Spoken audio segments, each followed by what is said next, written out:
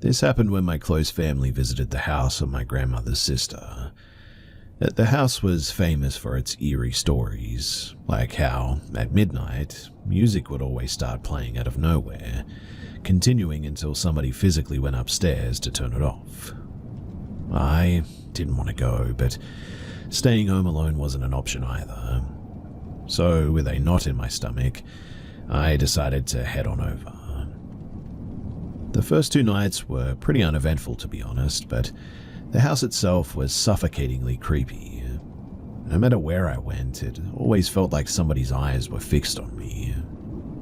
I chalked it up to nerves, convincing myself that I was overthinking. But on the last night, something did happen that I will never forget. I decided to sleep early to catch the morning ferry that night. I was sharing a room with 2 of my uncles and an aunt, while my parents and my grandmother slept in a separate room. It was already pretty cramped, and with their loud snoring, sleep seemed impossible. By 11 p.m., I was still wide awake. My mum's cousin, who had gone to a party earlier that evening, was supposed to return around midnight. I texted her asking her to bring some food, but she didn't reply. Still though, I stayed up hoping that she would show up soon enough with some food. I must have drifted off because I suddenly woke up to the sound of footsteps in the hallway. They were slow, deliberate, and grew louder as they approached the room. The door creaked open. My heart pounded in the silence as a figure stood in the doorway, unmoving. In the faint moonlight spilling through the window, I could just make out a dark silhouette. I froze, clutching my blanket, until the figure finally stepped inside and walked toward me. It was my mum's cousin, or at least I thought it was. She was wearing a dark nightgown, her long hair cascading over her shoulders. Without a word, she slipped into the small space beside me, and I whispered, "Why are you sleeping here? It's already so cramped." She didn't respond. The weight of her body pressed into the bed, and I could feel the cool strands of her hair brushing against my arm. Something about her silence, though, just made my skin crawl. But I convinced myself that she was just tired, or maybe drunk from the party or whatever. I scooted over carefully, not wanting to accidentally bump her face since she'd just gotten a nose job. The room felt impossibly still as I lay there, eyes wide open, listening to the rhythmic breathing of my relatives around me. And somehow, I eventually fell asleep. Now, the next morning I woke up to my mum shaking me. "Breakfast is ready, get up, we need to pack."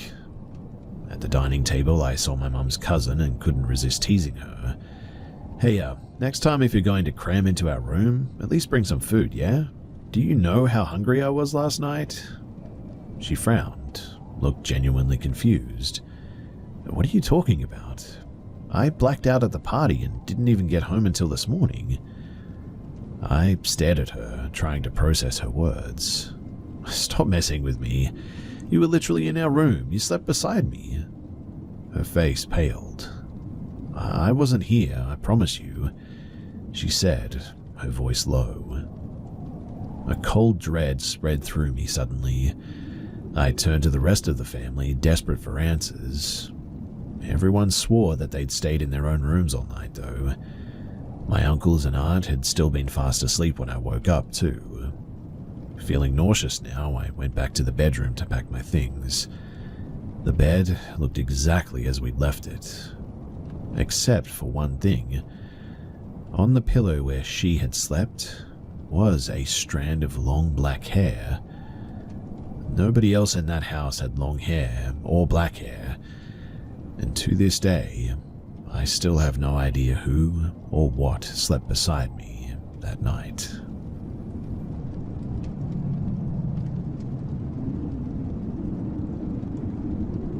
Before I tell my story, you guys are going to need some context.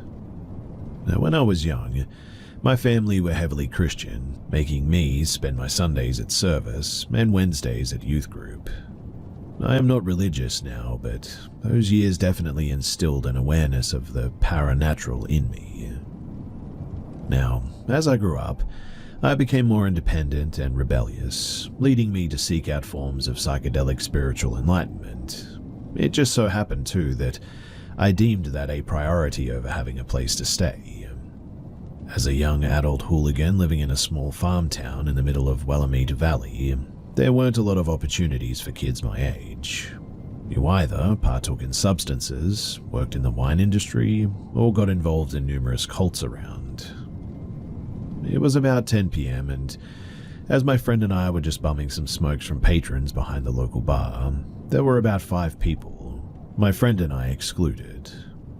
We were all a tad bit tipsy, I guess, sharing tales and shooting the breeze when a man walked out that I had never seen before. He was about 5.5 feet tall with odd proportions, donning a burly mustache that really just didn't fit his face. He wore a cowboy hat 2 sizes too big, a leather jacket over a plain white tank top, leather pants and boots to finish off his outfit. He kind of just stood there too, trying to be a part of the group, yet excluded through some sort of metaphysical divide that I just couldn't put my finger on. After about 10 minutes of loitering, he started talking. He mentioned that it was his birthday, and referred to himself as the birthday boy. On and on he would only talk about how it was his birthday, that he needed a cigarette because it was his birthday, that someone should buy him a drink for his birthday. I'm pretty sure that it was his birthday after all. Well, 30 minutes passed and the patrons slowly started filtering out until it was just the birthday boy, my friend, and I. He asked us if we knew where any abandoned buildings were, and if we could take him to one, and I was already unnerved by this guy, but at this point, my entire being was screaming at me to get away from him. Like a switch had flipped, and I could feel some sort of evil intention just radiating from him. I gave some sort of a vague description of a non-existent building, and I told him goodbye. He asked me if I could take him there and celebrate his birthday with him, and that he had some gifts for us. I told him no, as I needed to make it to a friend's house to go and sleep, and he told me, and I quote, "I'll see you again, Noah," and gave a huge, inhuman grin. He then proceeded to sprint backwards for about 30 feet, yes, backwards, spin around, and run in the direction that I gave him. I looked at my friend, and we both started running in the opposite direction, cutting through the side streets and jumping a couple of fences. We ended up making it to my friend's house and making it inside. About 20 minutes pass and we're chilling inside and smoking, and I hear someone singing happy birthday to you outside. I peek out the window and, as you can probably guess, it's the birthday boy. I still don't know how he found us, but he paced up and down that street for an hour or two until he gave up and sprinted away. I never did see the birthday boy again in town, but I will never forget that parting sound, the clicking and the clacking of the sound of cowboy boots furiously smacking the pavement. I don't know what the heck he was, but I am almost certain that he was not human.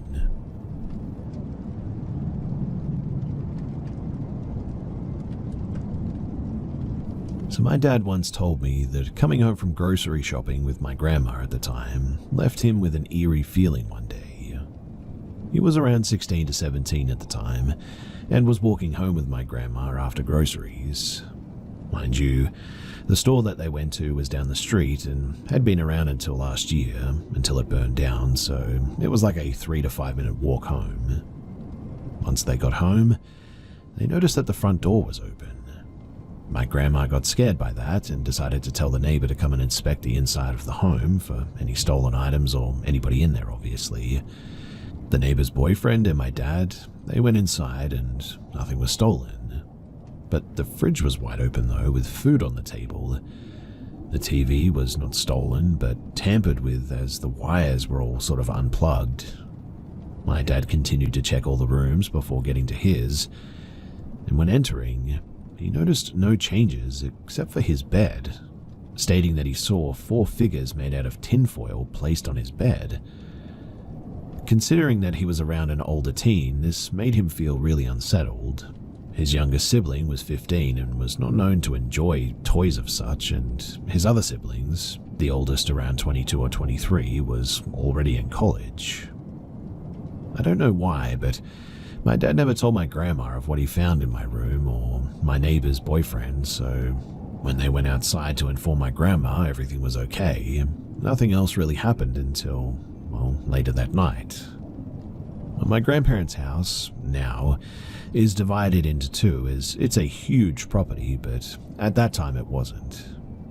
My grandpa and uncle were now home from school and work. My grandma finished cooking dinner, and all of them ate together, finished, and then ordered my dad to take out the trash. My dad followed and grabbed whatever trash needed to be taken out and went outside. Now, the house has a really long car driveway that almost makes as a hallway on the side of my grandparents' house to now the second house. But again, at the time, there was no second house, so my dad went down that hallway, and once he got closer to the back gate, he froze. What he saw was a man, particularly shorter than any average height, with pale skin, almost albino, that's what my dad said anyway, staring at him as he sat on the gate with a huge smile on his face. My dad made no attempt to get into contact with the man, no one faces in return or words or anything, and just sort of watched him. He said that he stared and smiled for a good second until waving at him and jumping off the gate, leaving his property. My dad doesn't know if this was the man who tampered with the house or some random trying to scare him, etc. All he knows is that it scared him half to death upon seeing him. Now, when I was 8 to 10, I was playing outside of my grandparents' house with my cousin, who now lived in the back house. My grandparents' house is elevated, and so are all the ones on that street. They all have stairs that lead up to the house, and I was on the top of the stairs, the porch area, and my cousin was on the bottom on the front yard. We played catch back and forth from these positions. Sometimes soccer as well, as we would use the front house door as a goal line. We often switched who would be on the porch and who was on the floor and all that, and I was on the porch when I threw the ball at him and noticed a man in the house across the street staring at me, smiling at me. I thought that was a bit weird, but I didn't think much of it as my grandparents knew everyone in the neighborhood, so I thought that it must have been a family friend or something. I continued playing and didn't tell my cousin, but the man just kept staring at me. I started feeling uncomfortable as I felt like he was looking right at me, not around me, but directly at me. What made it worse too was that he was looking at me from the attic window of the house. I felt sort of disturbed by his smile and just how large he seemed to me. I told my cousin to switch, and he did. He didn't seem to notice the man. We switched back, and this continued on, and so did the man. I believe it was for like 3 hours that we played outside, and the man smiled and stared at me for the entire time. My brother and all of us really loved my grandparents' house, so much so that we stayed for weeks during the summer or any opportunity that we really got. This was the case with my youngest brother as well. He decided to sleep over one day, and he was fairly young at the time, around 5, and still needed my grandmother to put him to bed. He wanted to sleep in the living room, which was new because when we were younger, he always wanted to be in my grandparents' room, which left my other brother and I to the couches. Anyways, he and Grandma slept in the living room couch, the one closest to the window and the front door. The things seemed to be okay as well until he had woken up, to nothing though. He looked around the room and noticed Grandma was still asleep next to him, so he decided not to wake her up, until he looked to the window and saw a man, again pale and smiling at him. My brother didn't scream or cry. He watched him smile at him and said that the man grabbed the corners of his mouth to stretch out his smile, and this made my brother, of course, frightened, which led him to move my grandma until she woke. She did, and she saw the same thing too. I don't know what she did next or what else happened that night, only that she told my parents about it, and she didn't feel comfortable having us sleep in the living room without my grandpa being there anymore. Now, all of these occurrences did not happen in the same timeline, obviously. None of us knew each other's own until very recently, in fact. Meaning that the last occurrence of this, my brother's, of which happened several years ago, just came to light for us, and my family still doesn't know that I saw the same man. I'm genuinely curious as to any explanations of what this may be or what I should do about it. It's a really weird situation, I know that, and I just don't know what to do about it.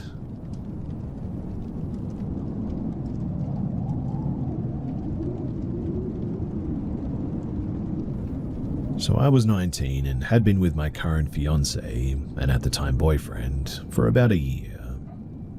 We both work at the same chemical manufacturing company. I was the night shift lead on my team, and we had hired this guy. His name was Gabe. Gabe was somewhere around his late 50s, maybe early 60s. I had to interact with him as the shift lead and trainer pretty much no matter what. And at night there was pretty much no one else besides my fiance's team on the other side of the building, and my team present after 2 p.m. Which means that I was entirely in charge of my team and everything that had to get done. Anyway, Gabe started talking to me about his type and preferences in women. I didn't really see how this was relevant to me and made it clear that I didn't really care what his preferences were and accept that everyone had their own. I didn't want to make a big deal out of a seemingly small topic at the time, but he proceeded to share his ideologies with me as well. I remained aloof about the whole subject, but it was something along the lines of, it's fine if women work temporarily, but eventually the goal is to settle down and have children. After all, it works better to have someone working to pay the bills and somebody else to manage with all the household work. I am quite aware that this is a life that people are comfortable with, and I respect it, as I also respect other religions, even if I don't follow them. I don't personally agree that the household requires someone to stay home to manage it all the time, nor do I think if someone does that it has to be a woman. But as far as these conversations went, I didn't see any connection between them and me, and mostly just let him prattle what he wanted to get it off his chest, as it really wasn't any of my business. I am not a traditional woman, and I figured if anything I was the opposite of his description anyways. He and I did get into a heated argument once about America's economy and how it's better here because everyone can be rich, which I tried to explain how it was impossible for everyone to be rich in an economy. Well, the story moves on, and my fiancé was let go for health reasons and had to go on an unemployment benefit. We only shared one vehicle, and I only had my driver's permit at the time, so I wasn't comfortable driving alone back home at like 1 a.m. I gave my boss 3 weeks' notice, just to ensure that I could train everyone up to speed, so they weren't screwed over in my absence. A notion my boss very much appreciated, by the way. I told the team, and that's when Gabe started behaving in a really disagreeable manner. In week 1, I had a hickey on my neck. My boss knew and never made any complaint or fight against it. This wasn't overly common or anything, it just sometimes happened. But considering that we didn't deal with customers, he certainly didn't care. But Gabe did, evidently. While I was working, he tapped my shoulder, and I assumed he had some kind of a question for me, so I paused to listen, only for him to be addressing my hickey. "Don't you think that's a little bit unprofessional?" To which I replied that we didn't need to put on a show for anyone, and it doesn't hinder my ability to work in any fashion. Well, what if it bothers people, or our boss, that you're parading your personal life like that? I said that if my boss told me that it was unacceptable, I would take the extra effort to ensure that it didn't happen again. But considering how nobody had said anything to me before, I assumed that they just didn't care, so neither will I. "So you don't care if you hurt someone's feelings?" "No, I don't really, because their feelings about my life are not my concern. Anything they think about is only their own assumptions of what happens anyway, making it their own imagination." Now, yes, I also thought that last response was a weird one. There's no reason my hickey would hurt someone's feelings at work. Questioning my professionalism is a separate issue entirely, but it didn't matter as Gabe walked away. Then, while we were all at lunch, Gabe was sitting across from me at the table, and I was talking with the person next in line to be in the lead when I noticed Gabe was holding his phone up at a weird angle. I didn't want to make any accusations when I couldn't be 100% certain, but my instincts told me that he took a picture of me at work. On my last week, I had been officially fed up with Gabe, and I had trained the girl after me to do everything that I knew as lead, and told her that she will be calling all of the shots my last week, and I will simply be here for support if she needs it. I also informed her privately that I will especially not be conducting any verbal interaction with Gabe, as I no longer needed to and would appreciate if she took charge, on which she agreed. Unfortunately, Gabe took a stand on this, ultimately forcing conversation with me in this last week. I just don't think I can take orders from a woman. She can't be my boss. I told him that I had been his boss previously and that the boss above my boss was also a woman. He simply refused to accept it. I then told him that it didn't matter how he felt because I was leaving and she would be in charge, so he could accept that or quit. It didn't matter to me. I told him then that I would no longer answer his questions and he would have to go to her from now on. Fate had it out for me though, because on my last day, she had an emergency and needed to leave early, and with us already down another person, it was just me and Gabe that night, much to my displeasure. Again, left with having to direct him around, which he clearly had no issue when it was me. As we were leaving, he stops me on my way out and asks a question that glued all of the pieces together. I know your boyfriend is unemployed now, so how would you feel if somebody asked you if you left your boyfriend for someone who could provide for you with a house, a car, and everything you needed? This made me lose it momentarily for two reasons. I love my fiancée very much, and now currently we're going on 6 years together. And secondly, I've always worked hard for everything that I have with my own two hands, and take major offense to being treated like some desperate damsel in distress who would be with someone over the concept of money. I'm not shallow, nor am I materialistic like that. So I answered pretty honestly, and I told him that I'd be extremely offended because that's not the kind of person I am, and to assume so would indicate such a lack of knowledge about me and insult my character. And then I left, ready to never see him again or talk to him again. It was clear in the end that, from the beginning, he was approaching me with romantic intentions, and gross as it all was, the age gap disgusted me as well. I mean, I was 40 years younger than this man.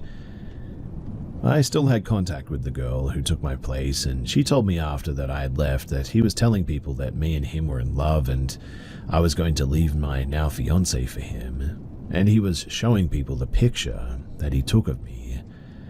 Which, yeah, that confirmed everything. 3 months later though, he texted me with a hey because as his boss I gave my number to employees to let me know if they couldn't come in. I told him to never contact me again and that I only spoke to him because I was the lead and needed to be in contact with others, and there was no reason to speak to each other anymore. Then I changed my number to ensure that he could never contact me again, because this whole thing was going from an infatuation very quickly to stalker vibes.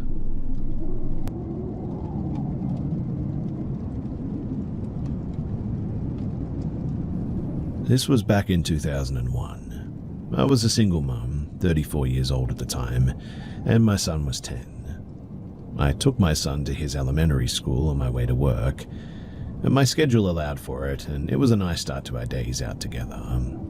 I would drop him off and then head to work that was about 10 minutes away. I had to cross over a river that ran through the city. I've always hated stopping on bridges at traffic lights, and this light seems extra long.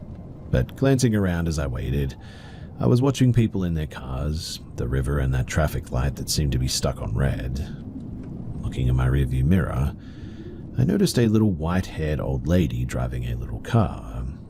She was watching me in my rearview mirror as well, and I was curious, so I kept looking at her, and she threw her head back and laughed or cackled a bit. Then she looked hard at me in the mirror, made a slashing across her neck sign, and then made a cradle of her arms, rocking it back and forth, and then she pointed at me. The longer I watched her, the more disturbed I was too. She just kept doing this over and over again and laughing. If you're a parent, then you know this is not something that you prank other cars about. It felt evil, but no paranormal stuff here, so that's just my take on it. And well, it had me pretty rattled, and once that light turned green, I flew up the street to go to work. And of course, I got more anxious the longer that I was driving. By the time that I got to work, I was in a full panic and went to my office and called the school. My son was in a special class alongside of his regular assigned class, and if he got too restless, he could go to his special class as an accommodation. So I was able to speak directly to his teacher immediately, and I told her what happened, and she said, "Boy, that sounds crazy," but assured me that my son was okay. I've often thought back to that event, and I don't know if it was a harbinger of doom or just an encounter with a really disturbed, crazy person. But, unfortunately, my son died suddenly, just weeks before his 19th birthday. And the last thing that I said to him was that, "I love you."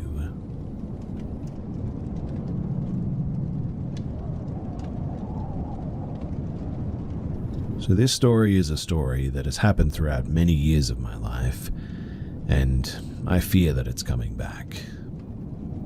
As a short context, I live in my grandparents' house, and I've been living here since I was born. My parents also lived here too. It's a big and old house with 2 floors, and since it all happened in a span of years, I'll tell each important thing and jump in time, always when needed. The worst things, though, are in the end, so you'll have to bear with me. So I'm in my early 20s now, but this started when I was a kid. There were no cell phones or not a lot of tech for leisure, so I had to find stuff to play with and spent my days either playing with toys or just walking around the house. And one day, I was looking for my parents, and since their room was upstairs, I made my way there and started knocking on the door and calling for them. There was no answer, and they weren't there. Eventually, I gave up and turned around to go downstairs, and I saw behind me the back leg of someone exiting the room that I was in, like they just walked off. No face, no noise, just a back leg, and it seemed like a woman's leg. I thought that it could have been my mother. Surely it was not my grandmother, since she had a bad back and would never go up there. But I ran to see who it was, and to my surprise, there was no one there. Now, in the following years, my parents got a divorce, my mother started working in another city, my grandfather died, and I was living in the same house, still only with my grandmother and her brother, an old man that was recovering from a broken femur. He was a very sweet old man, and there was a joke around our family members that he would speak alone, and he did. Always at night, you would walk in front of his room, and you would hear him mumbling something in the dark. I never thought anything about it because, he was just a bit of an old dude, and yeah, maybe he was starting to go crazy or whatever, but one day in the morning I was walking around my house and I passed in front of the corridor, and I glanced him at the end of said corridor, and behind him there was a towering man.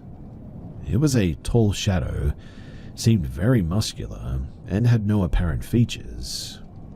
I was walking fast, so I had to go back and check again, and when I did, there was nothing there. And after this, in a very short time, his mental and physical condition really worsened. Sometime after, I was at my dad's house, and for the first time I opened up to him about these 2 things. My dad was very surprised and said that our family, on my father's side, saw these things too. But him saying that made me remember of a few moments as a kid too. I remember one instance where my dad was confronting my grandmother if she was playing games on him, and also my mother. And I remember him asking if she was knocking on the door, screaming and running away and stalking them.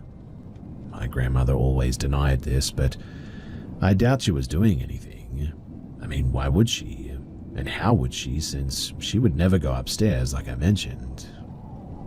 My dad told me, though, that he felt something weird in that house, and that's one of the reasons why he couldn't stand to be there any longer, and one of the reasons why it led to divorce. He claimed that there was a woman here, a pale one, and sometime after this was when I met her. It was at night. At the time, my room had a different configuration, and my bed was facing the window, so I could open my eyes and see it in front of me. I'm not very proud of this, but I slept with a lamp on during most of my childhood, and maybe even as a preteen.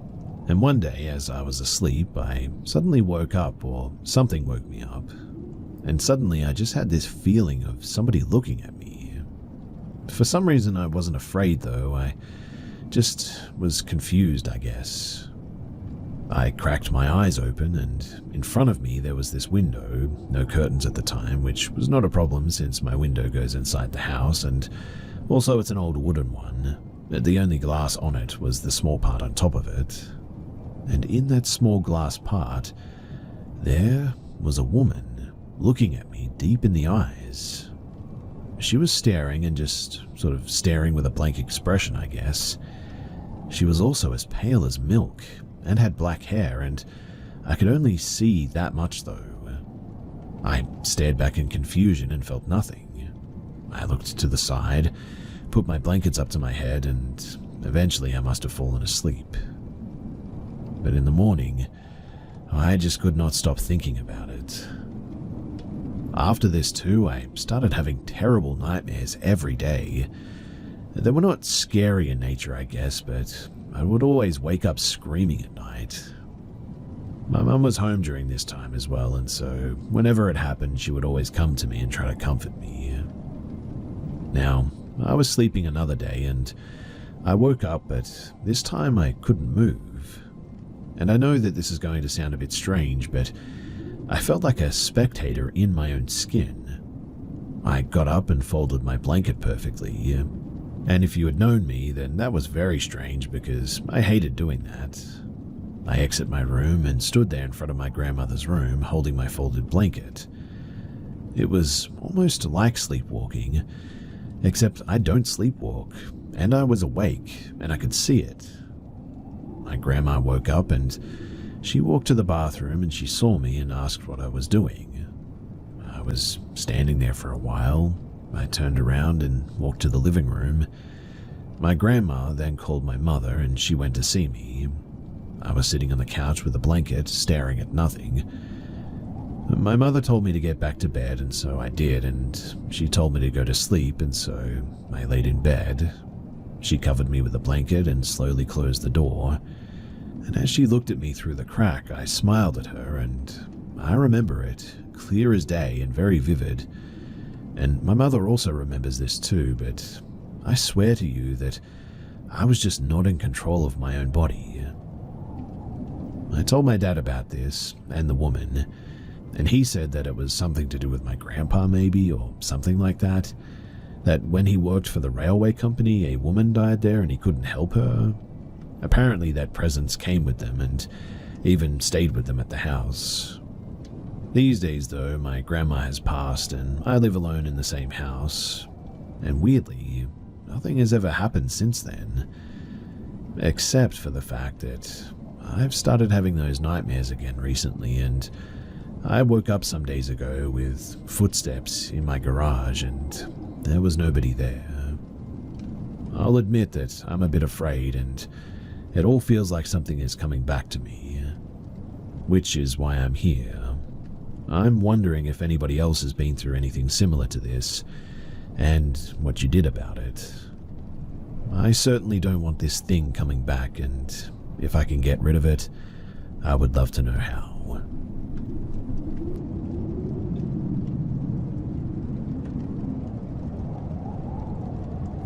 So, I've come here as a non-believer to ask believers what they think about an experience that I had. I don't particularly believe in ghosts or spirits or the afterlife or anything, but I really cannot explain what I saw or what happened. I don't do drugs, drink, I'm on no medications, and I don't have any mental illness or anything like that. So a few years ago, I was in the bath, relaxing, watching a video on YouTube. Very relaxed, actually. Home alone, or so I thought. Now, my bathroom door folds in on itself to open, so there's a slit in the middle that you can see through, allowing the door to fold and then a slit underneath. It's quite a big slit, too. It'd go up past your ankle by about 2 inches, I'd say. Anyway, I was in the bath with my phone resting on the ledge of my bath where the taps are, which is right next to the door, so the door is in full view. And on my unborn son's life, just as clear as me and you would see each other, if we stood in front of each other, that is, I saw a pair of bare feet and the hem of a black swishy dress walk casually past the door. I could only catch this figure from the slit under the door, and before I registered what I'd actually seen, it had walked past, so I didn't get a chance to look up the middle to see the rest of the figure. I remember, though, it looking a lot like the feet of a woman. Unpainted toes, pale white in color, but not ghostly white, not dead looking, just pale. At first, I wasn't freaked out at all. I don't believe in these things after all, so I thought perhaps my sister had come home early and I just hadn't heard her come in. The direction this thing was walking can only lead to my bedroom though, so I called out and jokingly said, "Elizabeth, get out of my room." There was no response and I thought nothing of it.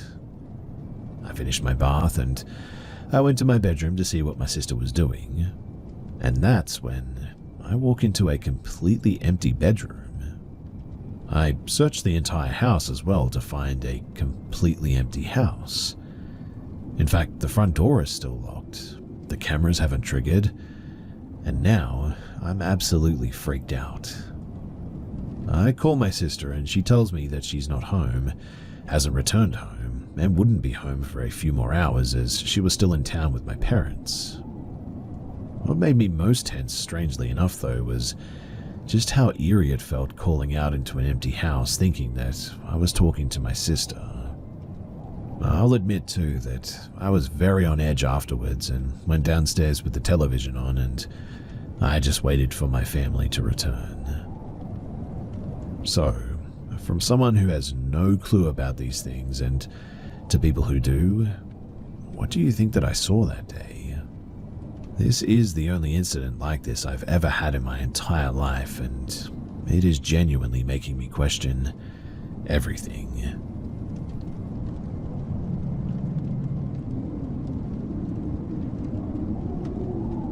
These two events happened in the span of about 3 days. So I live in the capital of my country, which is a very large city surrounded by mountains, and UFO sightings, they are not an uncommon subject here, but they don't happen too often either. And whenever they do, it's always towards the mountains or the hills heading towards the coast. So, in the last 2 months, the activity has kind of increased. Like, for instance, around halfway through October, we spotted a bright red light floating in the night sky around 2 a.m., and the spot where it was located was exactly on the air above the mountains. It stayed like that for about 10 minutes, in fact, hovering, static without movement, to then just suddenly disappearing. Another one happened about a month ago, by the end of November. There was this strange orange light flying at high speed in the sky at around 9:30 p.m. I could see it for like 2 seconds before it just vanished. Most of the sightings are things like that too, but what happened recently is, well, a whole different story. You see, these things are always seen in the distance, miles away from the city, but this time it happened right on top of my head. So this happened on the 16th, and I was walking to get some bread and something to eat at around 8:40 p.m. I tend to always look at the night sky because I just really like the stars, and as soon as I looked up, my first exclamation was, "What the heck is that?" There was this tiny orb flying above me, heading south towards the houses. First, though, I thought that this might be one of those drones everyone's talking about, but then a second orb appeared from the first one. They flew kind of slow and then just sort of vanished into thin air. Thing is, though, is that 3 other people also saw this. They were all looking up with a "what was that" sort of face too. For some reason after that night as well, I've felt like we're just being watched every night since then. Now, this is where things get a bit weirder too, because this happened last night. At around 3:10 a.m., me and my girlfriend were sick after the night of the 16th, and she couldn't sleep much because of a horrible head and body ache, so we stay awake most of the night, especially me to take care of her until she could fall asleep. This time I was lying in my bed, watching something on TV while she was in the bathroom. When she came back to bed, she looked outside to the street. We live on the 4th floor, and the way she looked back at me was the same look that I had that night when I saw the orbs. She double-checked outside and looked at me, straight to my eyes, and said, "I saw something weird walking on the other side of the street." I already had that being watched feeling, but I really wasn't expecting this. What she described was a small dark figure, like a silhouette walking fast on 2 legs. The thing is that it was heading towards the location that I saw the 2 orbs 3 nights ago, and I had to see if I spotted whatever this thing was, so I got up, but I couldn't see it. But, weirdly, on the building across the street, which is an apartment building that hasn't opened yet, there was constant movement of small shadowy things from around corners. It almost looked like they were watching us. I had an uneasy feeling the rest of that night, and even do now. At the moment of sharing this, I still feel like that, and we have no idea what we saw or no idea what those things were, but if it was an actual alien or something else, is there anything that we can do about it?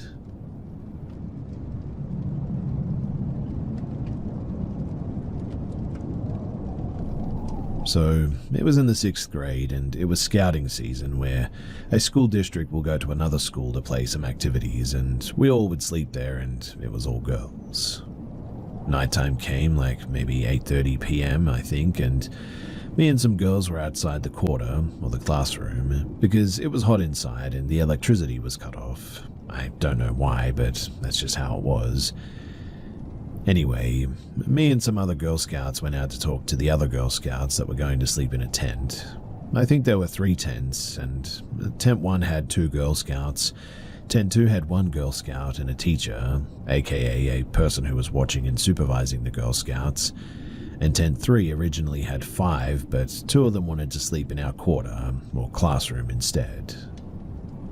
10 p.m. arrives, and our supervisors told us that we had to get inside to sleep because we need to wake up early in the morning, but we all couldn't sleep because it was just so hot, and we're all laughing, trying our best not to be loud, and one of the supervisors entered and scolded us a bit because we weren't sleeping on schedule.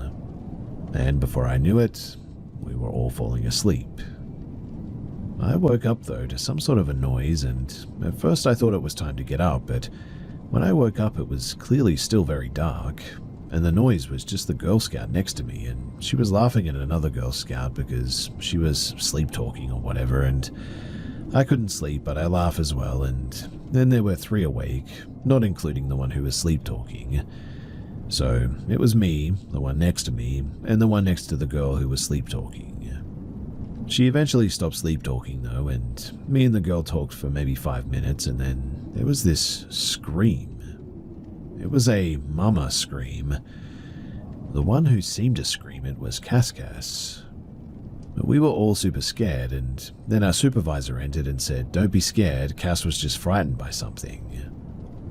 After that, me and the others couldn't sleep, but the 3 people next to me slept like babies, and anyway, a few months later, there was another scream, and it was Cass again. This time, though, the girls from Tent 3 came in crying, and one of them said that somebody had come to Cass's tent, knocked on it, but when they looked, there was no one there, and there were no footsteps or shadows or anything. we were all really scared by this and we couldn't sleep, and around 11:30 we still couldn't sleep. Cass was still in her tent, and honestly too, I'm pretty impressed by that she was still able to be in her tent after that, but a few minutes later we heard some weird humming noise, like a creepy humming that somebody was making. The girl next to me just held my hand because we were both pretty scared. I don't know when I fell asleep, but when I woke up it was 3 in the morning and everybody was getting ready for the activities on that day, and while we all waited to use the bathroom, some of us huddled in and discussed what happened, and the girl next to me, Lisa, said that she had seen something in the window, and she said that it looked like a headless girl or just a girl without a head. Honestly, I still don't know what the heck was going on in that place, but I was sure glad to be out of there when we left.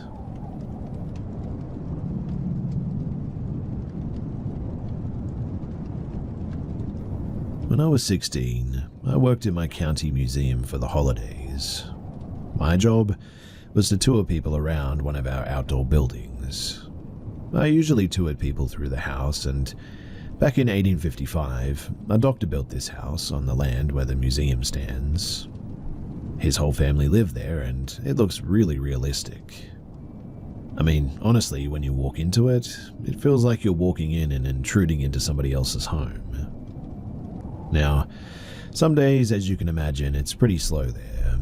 Like, if the weather was bad or there just wasn't much going on, then I would usually just sit the house for hours waiting for people to come in.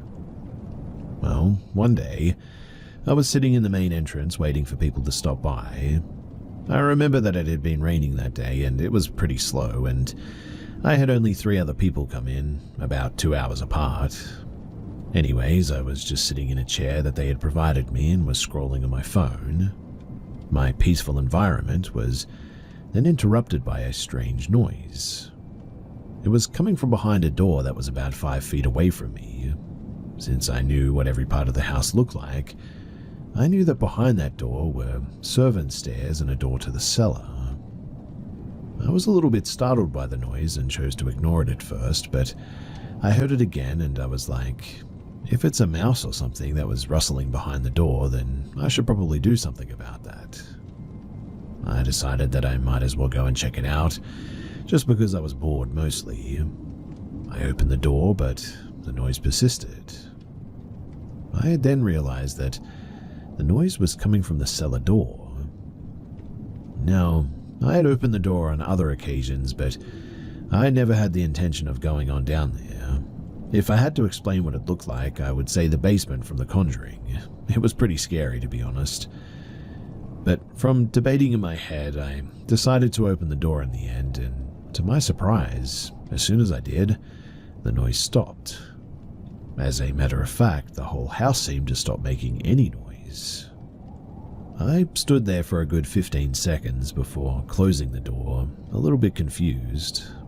I locked it since many kids loved opening that door and would pester me to let them go down there, and went to go and sit back down again. Well, a little bit later I heard creaking again. This house was really old and almost everything creaks, so the doors, the windows, the floors, even the lights make noise. But this was like as if a bigger person was upstairs and was walking back and forth, sort of creaking. Strangely enough, I recognized the creaking as well. Do you sort of know when you're at home and there's that one floorboard that creaks that everyone knows about? Well, after a while you recognize it and know exactly which board it is, and, well, I knew that it was in that area that was in one of the bedrooms. It kept going for about 30 seconds before finally it stopped. I kept really quiet to make sure that nothing would happen, and I knew that nobody should have been up there since the only way to enter was right where I was sitting, and I knew that nobody had come in. I would have seen it or heard it at least, and either way, I just tried to brush it off. I mean, it's an old house and maybe a breeze came in or something. Maybe it was just the house settling, who knows. So I sat back down and went back to my phone. About 45 minutes later, though, some people came in and I gave them a tour. I didn't notice anything strange and wished them a great day in the end. And when I sat back down, I had the sudden urge to sneeze. After sneezing, I swear to you that I heard a loud and clear, "Bless you, mister." It was so clear, too, that I whipped my head around to see whoever said that. But when I did, there was nobody there. Just like in the movies, too, I said hello, but obviously there was no reply. I waited another 30 minutes to see if any stragglers were still in there somewhere hiding, and I looked around everywhere, but I can assure you that there was no one but me in there.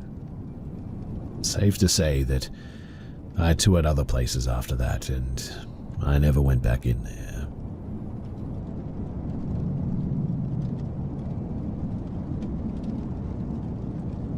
When I was younger, 3 years old, we moved into my grandparents' old Victorian house. They bought a lovely house nearby, and due to my parents having 6 kids and a 4-bed house, their house was sold to my mum and dad as it's a 6-bed house. Growing up, we had countless weird things happen too. Horrible nightmares, hearing things, seeing shadows, feelings of being watched, or not feeling alone when you were clearly alone, etc. But my dad was Catholic Christian, so often tried to play it down. As I got older, he explained that we don't believe in spirits. Funny though, because we believe in the Holy Spirit, but okay, whatever. And that basically we don't mess with that stuff, as he's always been told not to mess with the unknown. One thing that's always happened and still happens to this day is the hello ghost though. We call it this as it's happened to pretty much all of us, Mum and most 6 kids, and our partners. And it might have happened to my dad, but he would never admit it. But whatever this is, it will usually get you when there is nobody else home, which was rare as you can imagine due to having so many people living there. But it always sounded like our eldest sister shouting hello over and over again. And I mean, it wasn't like we all wouldn't used to say hello back, as I mean, why wouldn't we? Every time somebody came through that front door though, we would shout hello as a means of "I'm home" kind of thing, so it was very plausible that my sister just came home and was doing the usual hello, but eventually you would get sort of ticked off and just be like, "Yes, hello, I hear you," because it just wouldn't stop despite you saying hello back.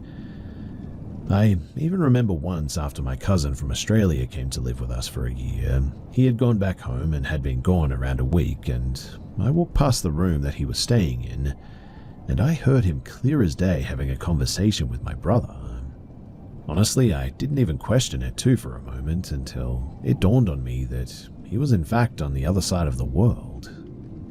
Again, I didn't know what mimics were at that time. This was over a decade ago, so I walked into the room and the room was empty.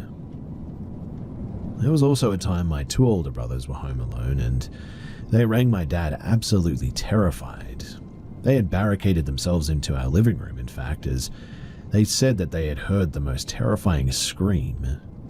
My dad first told them to check if any of our sisters or myself was home, who would have screamed, but they legit wouldn't leave that room. They said that they didn't hear anyone come in and that they were alone in the house, definitely. My sister and her partner eventually came home, the house was checked, and they confirmed that no one else was home. My dad said that it must have been the pipes in the wall, but, like, come on, Dad. Anyway, my partner of 11 years lived at my parents' house for a while with me before we got our own place and was always so skeptical about the hello ghost, always saying that he didn't believe in that stuff. Well, we moved back home for a few months while transitioning from one flat to another. At this point too, a good few siblings had moved out, so being home alone was pretty normal. When we first lived there, we lived in the basement. A Catholic Christian dad shunned us down there the first time we lived there, as he didn't want us sharing a bed and knew that the cellar creeped me the heck out, so he thought by offering us that room that I'd be like, heck no, but nope, I opted to scare the heck out of myself every night, just to sleep next to my boyfriend. Boyfriend slept soundly, by the way, every night, thanks to him not believing in the paranormal. But I digress. The second time we moved in, he allowed us to sleep in my old room on the top floor. Thanks, Dad. I got in from work one night and my boyfriend looked sort of shaken up, I guess. I was like, "Hey, what's wrong?" And he explained that he was sure that he had heard my sister shouting hello before. I was like, "Oh, right. Let me guess, you went looking and you didn't find her?" His first response was that the hello ghost? I was so relieved that he finally understood and nonetheless terrified because that meant that it was still happening after all these years. But yes, he got pretty ticked off at her shouting hello over and over again, despite him responding, and then panicked as she has epilepsy and thought, what if she's going into a seizure or something? Went to look and he was the only one home. He just said that he went back to gaming in our room because, to heck with that. Over the years, the voice has sounded like my mum, myself, and our other sister, and of course that time it sounded just like my cousin. Usually after a bit of helloing back, or just going back to whatever you were doing, it just stops, but it sort of eerily stops, like it was never there to begin with. So, now I'm left wondering, do we have a mimic at my parents' house? Nothing bad has ever happened to us, up to now, but, should I sage their house or something? I'm sure that my dad will have had it blessed before moving in, but that was 20 plus years ago now. Or should we just leave it alone because it's not really causing any harm, I guess?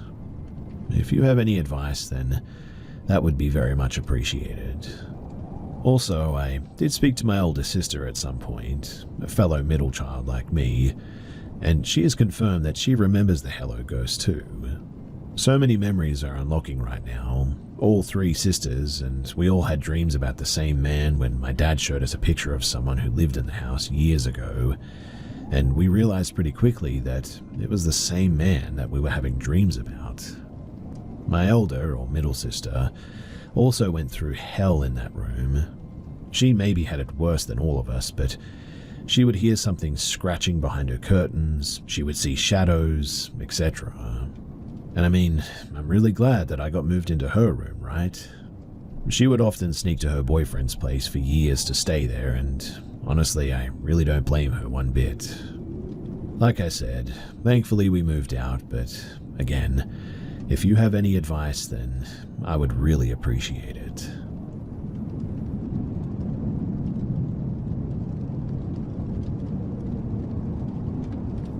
When I was 9 or maybe 10 years old, my mother got this beautiful apartment. It had a nice fireplace in the living room, a huge kitchen, it had built-ins everywhere. It was a stunning house with stone accents. I was so happy that she could afford it because, we never lived in a fancy place before. When we were doing the walkthrough, in fact, the owner was telling us that the house was a part of an underground railroad and had a special light that it would turn on for those looking for a place to hide. She showed us a spot hidden under a built-in bench where a hidden sliding door was. It led to an opening under the staircase. She even let me climb in there to learn the best hiding spot in the house. She walked us through the whole house, and it had 2 nice porches. She then took us upstairs to look at the big room with a walk-in closet, which would have been my mum's room. For some reason, the apartment was listed as a 1-bedroom, even though there were 2. My bedroom would be downstairs in what the landlord called the study. This area didn't look finished like the rest of the house. The last spot that she showed us was pretty cool though. She took us down to the basement where the laundry was, and she told us that it used to also be used as a funeral home and had a crematory in the basement. There was an incinerator and lots of old bottles with different labels on them in one of the rooms. She asked us not to go into that room without her because she was trying to preserve it. Then she showed us an exit through a tunnel that went under a cement pond to where people could escape outside of an underground railroad. She walked us through the backyard, and really that was about it. Now, the first encounter, and yes, there were several, most of these will be mine, but my brother came over to babysit, and he's 8 years older than I am. Probably 18 at the time, I would say. I kept asking him for dinner and pestering him. He was playing his video games and he was ignoring me. I got very upset and started throwing a bit of a fit. He was in my mother's bedroom at the time. He didn't like it and pushed me into my mum's closet and locked me in there. I was so mad at him at that moment. I was so mad, and I even had a panic attack. And in the end, I actually fainted in that closet. When I did, though, I felt somebody catch me and lay my head gently on the floor. And what I remember was looking up at a woman in a bonnet and smiling beautifully at me. She pet my cheek and said, "Rest now, child," and then I was out. I woke up to my mum yelling at my brother. I was still in the closet, mind you. I sat up and I looked out the window in the closet, and the lady was standing outside, waving. And then literally she just blinked out of existence. When my mother opened the door to let me out and I told her what had happened, the whole thing made her, well, quite curious, I guess you could say. The second encounter, and this one is 100% my mum's fault, she got a Ouija board. She invited her friend over for the night and they stayed up late chatting. Then they decided to use said Ouija board. This is definitely a lesson that I've learned from my mother, but do not use Ouija boards, ever. In any case, they asked the board a few questions and finally they decided to ask if there were any spirits in the house, to which it spelled out evil. And then the windows literally all crashed shut. My mum attempted to burn that Ouija board, but something apparently started laughing at her and she then threw it away without closing out the session. The third encounter, we had only been in this place a few months at this point, and this one is what made me know that there was more out there than we can actually comprehend. This encounter definitely still bothers me too. In fact, this is the encounter that established my relationship with God and knowing that He is powerful. Honestly, I've never had anything else happen like this, and I never wanted to either. So, I woke up to a shadow figure standing on the other side of the room. I was terrified and I couldn't move. He moved quickly over me though, and he had a very cold presence. He then whispered, "You're mine," into my ear. I was even more paralyzed with fear than I was before. I tried yelling for my mum, but nothing came out. He started to pick me up and I still couldn't move, but I knew I had to do something, but what? I tried harder to scream as I float midair in a ghost's arms. I let out a tiny squeak eventually, and it made me realize that whatever this thing was, it didn't have the power over me that it thought. Then I let out the loudest and longest scream that I ever had. I kept screaming as well, and when my mum walked into my room, she actually saw me floating, she said.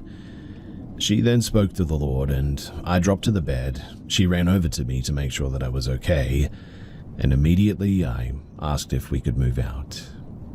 She said that she would see what she could do. She called the landlord the next morning and asked if there was any chance that we could break the lease because of the haunting.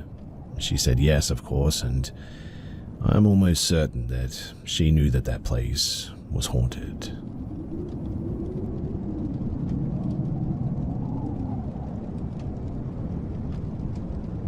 So my family and I lived in this rented house for over 4 years, and this is the first time that anything like this has happened.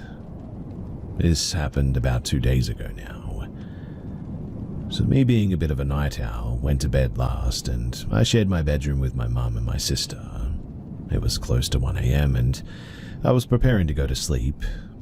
I jerked when someone or something, though, tried to open my bedroom door. I didn't move, but looked at the door for a really long time, expecting someone to open the door, but there was no one. I'm sleeping next to the door, by the way, so I could definitely tell that somebody had tried. And while I'm almost certain that someone didn't enter my bedroom, whatever it was, I could sense that it was lingering inside of my house. I'm sleeping on the mattress against the floor, and I swear that I can hear thumping of footsteps and feel vibrations every step that somebody took out there. I felt like someone was looking for something or someone. The thumping went on for maybe around 10 to 20 minutes. I wasn't scared, but I had no idea what the heck that was and what it wanted. Anyway, yesterday I came home late after hanging out with some friends. My family is preparing to sleep at that point, so they are in their room again. It's around 12 in the morning, and while I'm brushing my teeth, I suddenly look at the darkness in the house. I didn't turn on all the lights. And then I heard footsteps again. And this time I was actually a bit scared. I quickly called for my sister, hoping that she came out of the room, and she did. The entire time being there, though, I have this fear. It's not the thumping sound that I heard, though, but the footsteps, even while I make my own when I walk past that particular flooring at the section of the house. I can just tell that there's another set of footsteps. It's not from me, though, and I was standing there brushing my teeth. My mother is asleep, and my sister came out after I called her, and I heard all of this before this. Anyway, we went back to the room, and I ended up locking the door that night. I don't know if it helps, but for my sense of security, I guess, I just felt like I had to do it. But what do you guys think? I'm wondering what the heck that actually was, and if there's anything that we can do about it.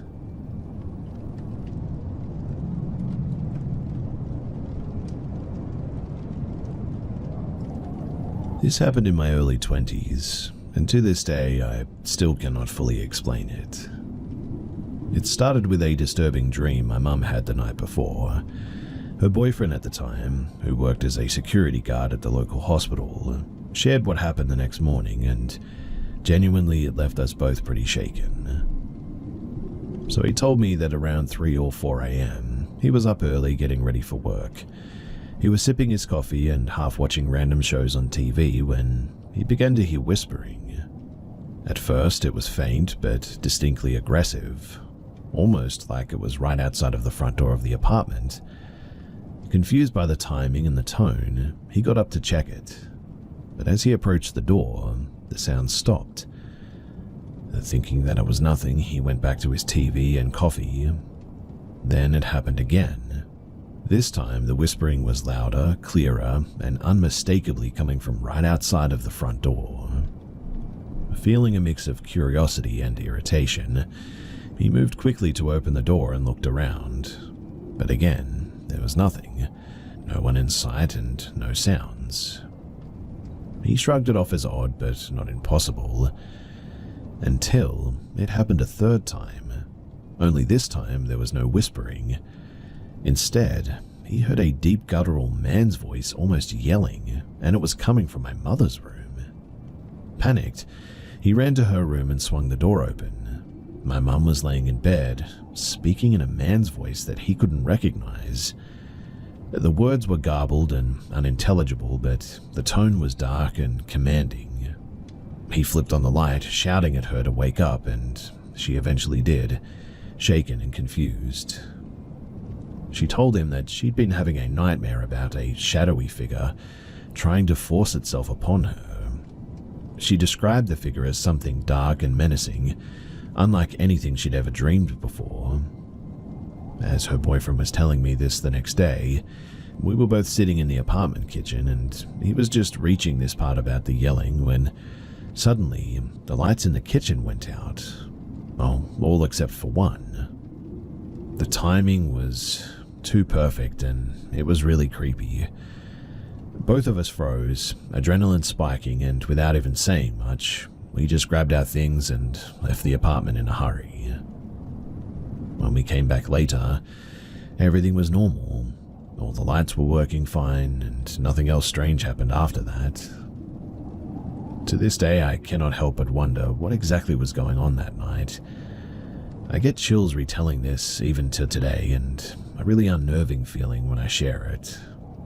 It was so strange that he had promised my mum not to tell me about it, but I'm glad that he did, but it just leaves me with so many questions.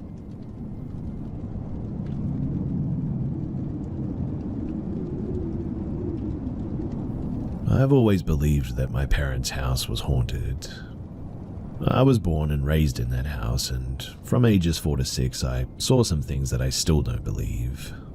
Unfortunately, my parents saw or heard them too. That's not what this story is about though, but that's just a little bit of context. We moved into a new house the year that I turned 6. My parents hoped that nothing would haunt it, but I always had these weird feelings about it. This one room, we call it the orange room, due to the bright orange carpet that it had when we moved in, was sort of an in-between room, I guess. It sat directly in the middle of the house and acted as a sort of secondary living room. This room connected the main living room, the kitchen, and the bedrooms together, so you had to walk through it to go anywhere in the house. And I absolutely hated it. Something about that room just always felt so off. The first few years that we lived there, nothing ever really happened though. My consistent and repetitive nightmares from my old house, also another story for another time, they had stopped. I thought that maybe nothing would be wrong with this place, until one night. This new house sat on old train tracks. The tracks were pulled up and turned into a road, but the old wood still was used in some of the construction of the new housing. I didn't know this at the time, but I was about 9 when I started to hear it. The train whistle. I was sitting in the orange living room playing with Legos. I looked outside of the large bay windows and saw nothing, no one. We no longer have any trains running anywhere within a 50-mile radius of the house. But I would ask my mother about it, and she'd just say that I probably just heard a truck horn. The thing is that I was pretty obsessed with trains at the time, and I knew the difference between a train's whistle and a truck's horn, and this was definitely a train. In any case, I tried to ignore it, chalking it up to my imagination, until one day when my neighbor mentioned that she had wood from the old train tracks in her house. I got chills from that, and I knew that I wasn't crazy any longer. Things seemingly got worse after that, though. My mum tried to hide it, but I knew that she was scared too.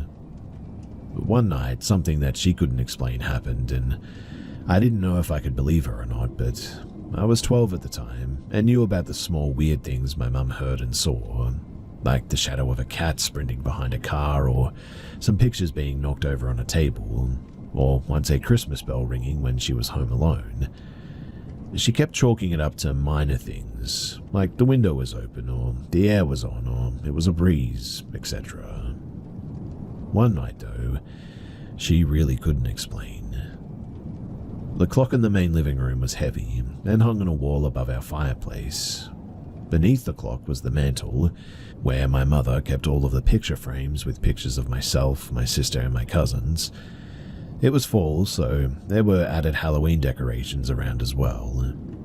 I don't remember exactly how late it was, but we were all fast asleep. My mum heard a loud crashing sound coming from the living room. Obviously, she freaked out. She woke my dad up and urged him to go and take a look, but he was exhausted, so she dragged him out of bed, and they both made their way to the living room. And what they saw, neither of them could explain. The clock, it had fallen off of the fireplace. And I mean, that's possible, right? But it should have fallen straight down, right onto the mantel, correct? Well, it didn't even touch the mantel. The mantel was in pristine condition. Nothing had been moved. The clock, however, was about 10 feet from the fireplace, in the middle of the living room, face down.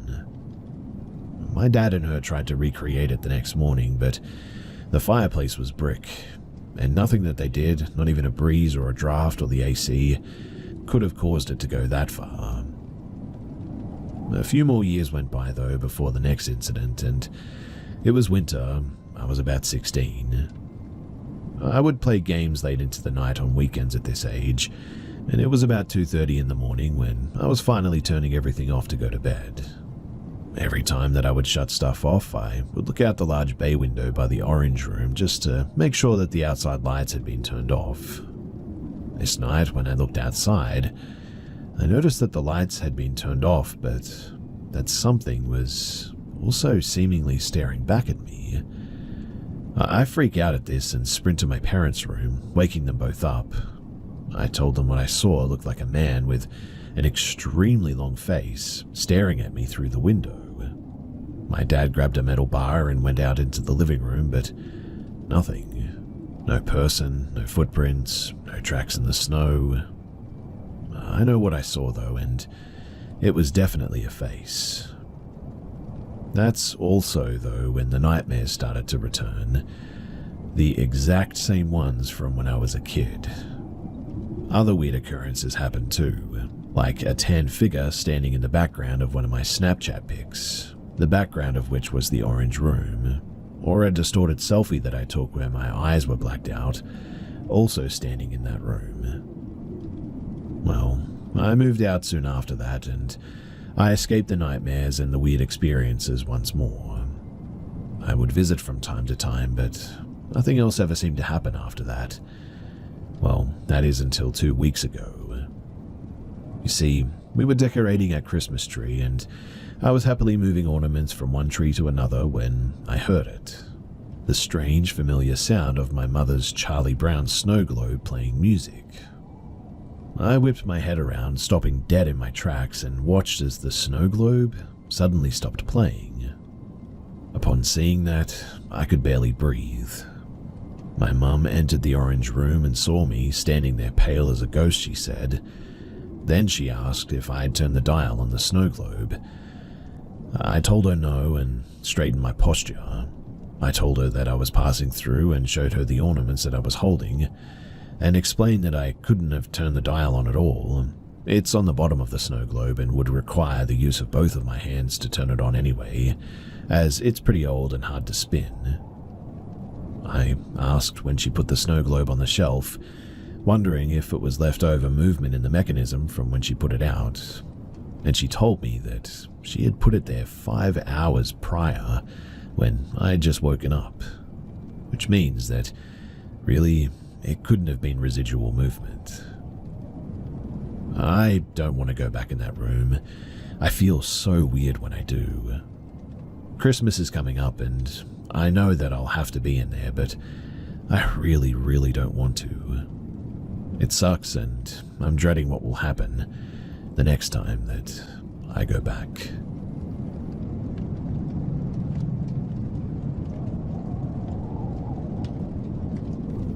I moved to Georgia when I was 13 years old, into a fairly nice neighborhood after my dad got a promotion. I mention this because it's not typical that paranormal experiences occur with relatively new homes. It was maybe a 10-year-old house, no deaths in the house, and we got the house from a nice young family looking for a larger home. I always lived in a warm, cozy, and inviting home growing up, but this one, though, felt immediately unsettling. My parents' room was downstairs, along with everything that you'd find on the main level of a home. Upstairs was just the guest bedrooms and an entertainment room or office. One of the upstairs rooms is where I slept, though. Downstairs always had calm and nice energy where I always felt secure, regardless of if I was home alone or not as well. Upstairs, though, was a completely different story. I would feel cold randomly, like an uneasy energy was around me. I'd swear that I saw shadows too. But that was the extent of it for the first few months of being there. We only lived there 6 months before moving to a home across the street, so this was a quick moment in my life, but the last 3 months of living in that house, I would wake up feeling like I just wasn't alone, like I was being watched. I was unwelcome up there, and it wasn't just the creepy feeling from before, but this was one more alarming. I'd have doors open at night too, lights be turned on, and the most unexplainable thing was my TV in my room would not only turn on, but would be set to a channel that I'd never watched, and be set at full blast volume too. My parents would yell at me for waking them up with the TV, and I'd always tell them that it wasn't me. They genuinely thought that I was lying and was staying awake at night, but, While I lived there, I was always unhappy, sad, and felt alone as well. I blamed it on moving across the country as a kid during a tough part of life for a child. I started thinking that I was crazy, in fact.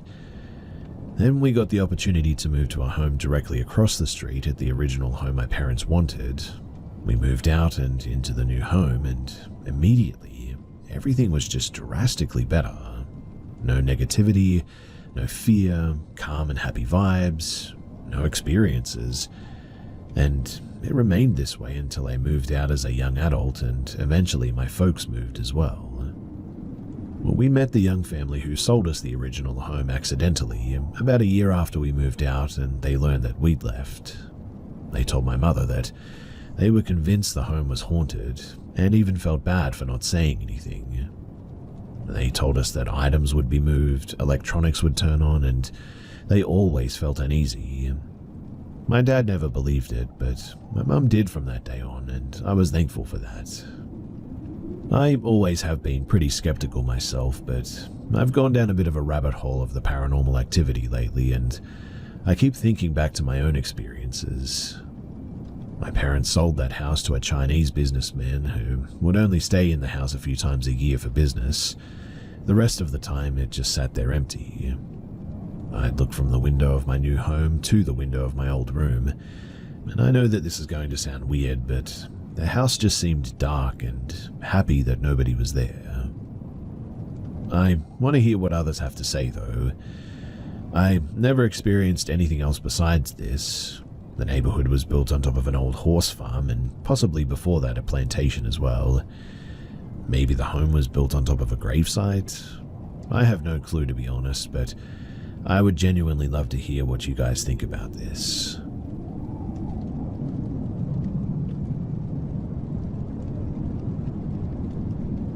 For a little bit of background information, I come from a group of people whose cultural and religious beliefs surround shamanism.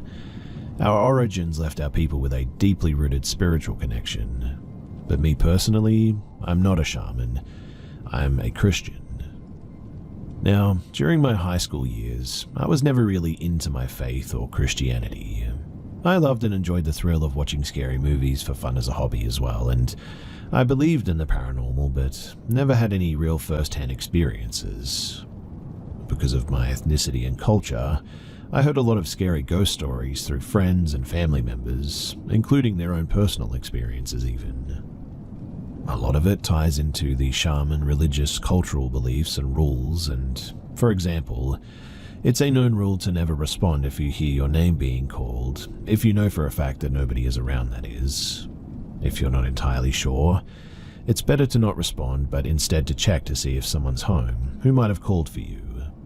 It's believed that if it's a spirit calling for you, then they're trying to get your attention.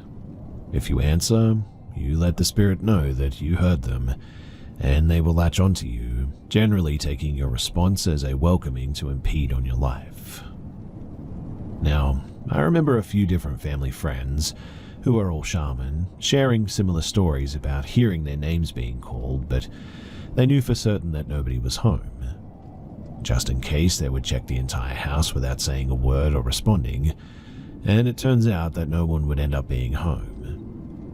There's more terrifying experiences that were shared with me, but I'm going to leave them out of this because this could already be pretty long, so I won't get into it.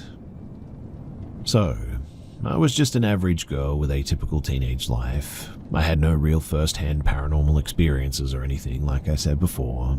I only ever experienced sleep paralysis for a short period of time, and that was during my sophomore year in high school.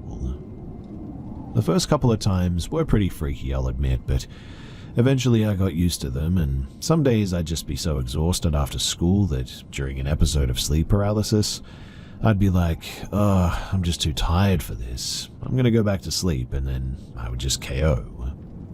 Eventually, they also stopped after about 2 weeks. I understand the science behind sleep paralysis, as I did some research on it, but I'm including this experience because, in my culture, it's known to be a spiritual encounter. We have a different term for it in our language, which in English translates to getting or being sat on by spirits. Yeah, I know, kinda weird and funny, but that's just what it is. Now, I didn't experience much during my sleep paralysis, so I didn't really think much of it, to be honest.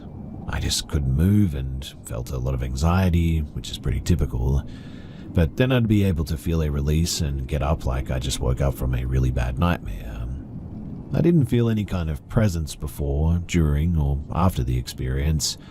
I never saw anything either, so I pretty much just summed it up as being the good old science-type sleep paralysis explanation. But in terms of the paranormal world, that's really about the closest thing that I'd ever really experienced. And it wasn't really anything truly spiritual, I guess you could say. Well, all except one night. During my junior year, I had a very traumatic experience. I won't say for certain that it was ghosts, but I'm definitely convinced that it wasn't a dream either. And it was the worst form of sleep paralysis, if that's what it was, that I've ever had. I also hope to really never experience anything like it ever again. So it was a normal Saturday, and at bedtime I tucked myself in with my phone charging on my pillow, next to my head. I had an old Verizon flip phone since this was the year 2011, and my folks couldn't afford to get me an Apple phone at the time.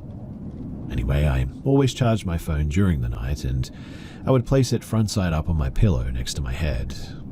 While charging, the front screen would stay on and it would light up the surface of my ceiling. Everything was normal, everything felt fine.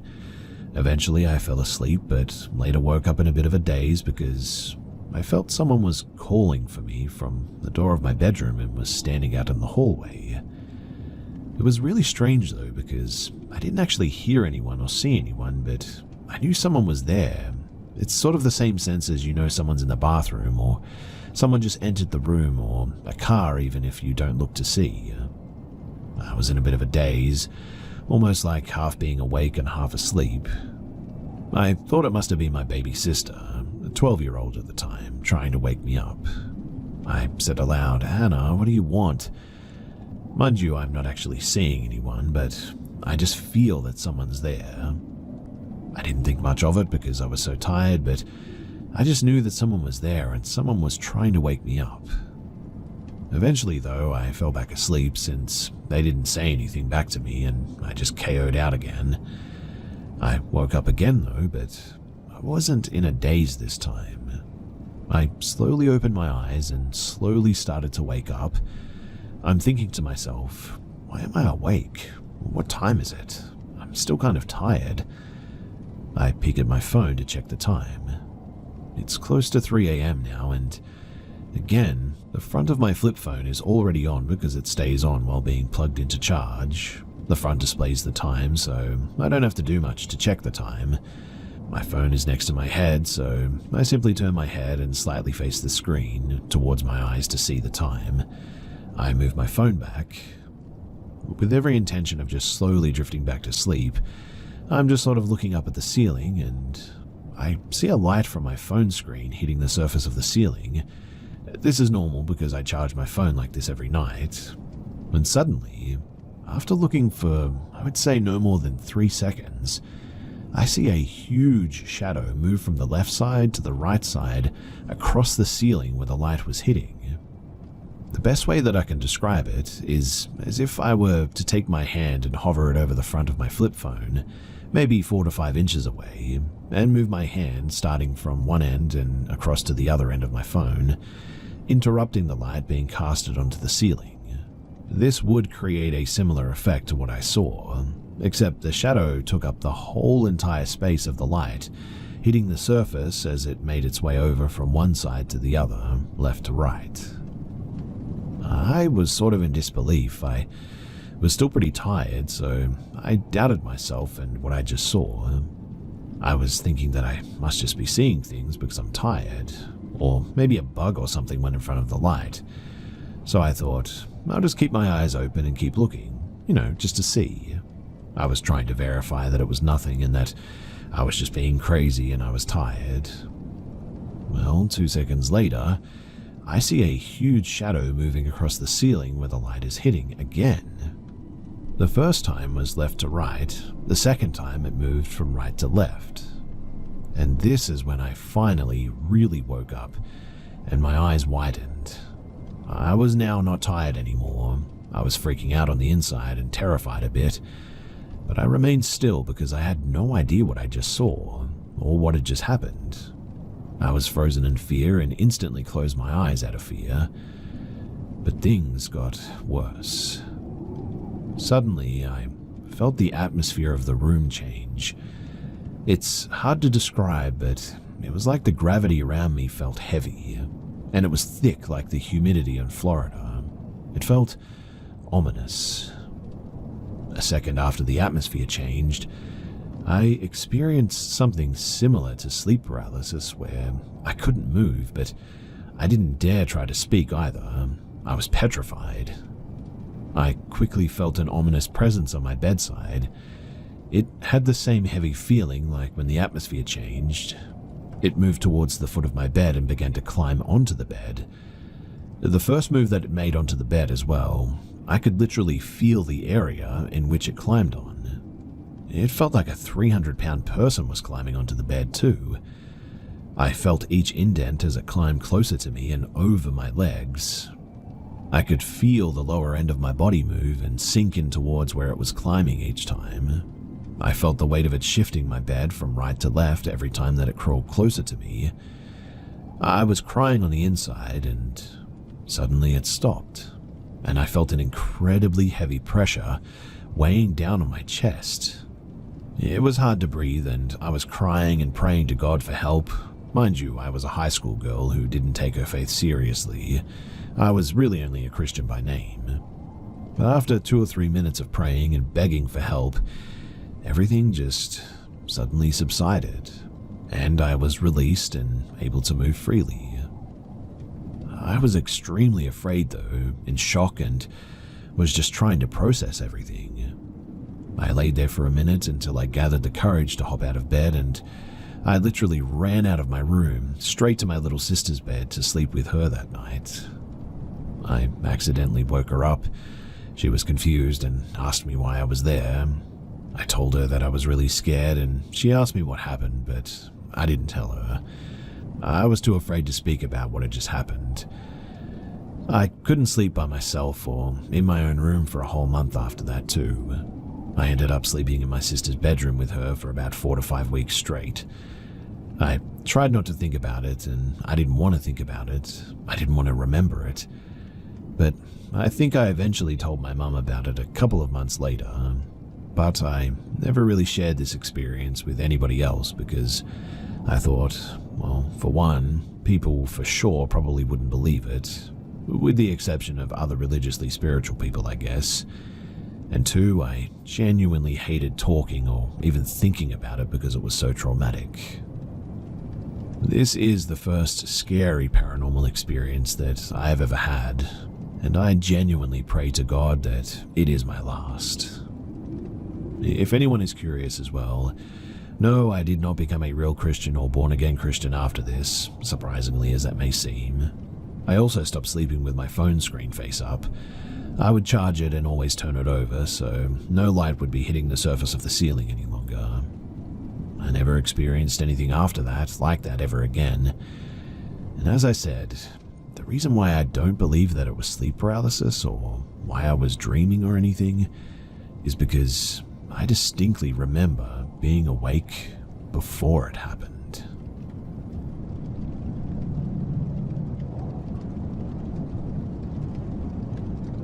This happened shortly before weed was legalized in Germany.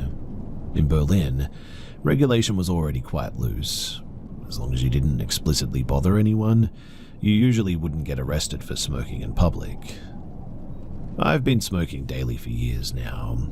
I know it's not great, but that's beside the point. I usually function pretty well when I'm on it. However, I almost never smoke in public, partly to avoid trouble, but mostly because I enjoy the comfort of my own home.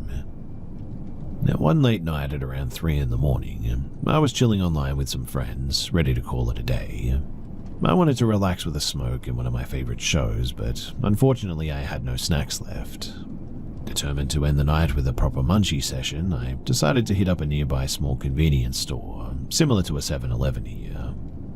At that hour, only the sketchiest ones are still open, often operating illegally, so I grabbed my coat and keys but stopped short before leaving. Why not add a little bit of joy to this cold walk, I thought, rolling a small smoke. I lit it up as I stepped outside, braving the freezing breeze. Now, the area that I live in is pretty rough.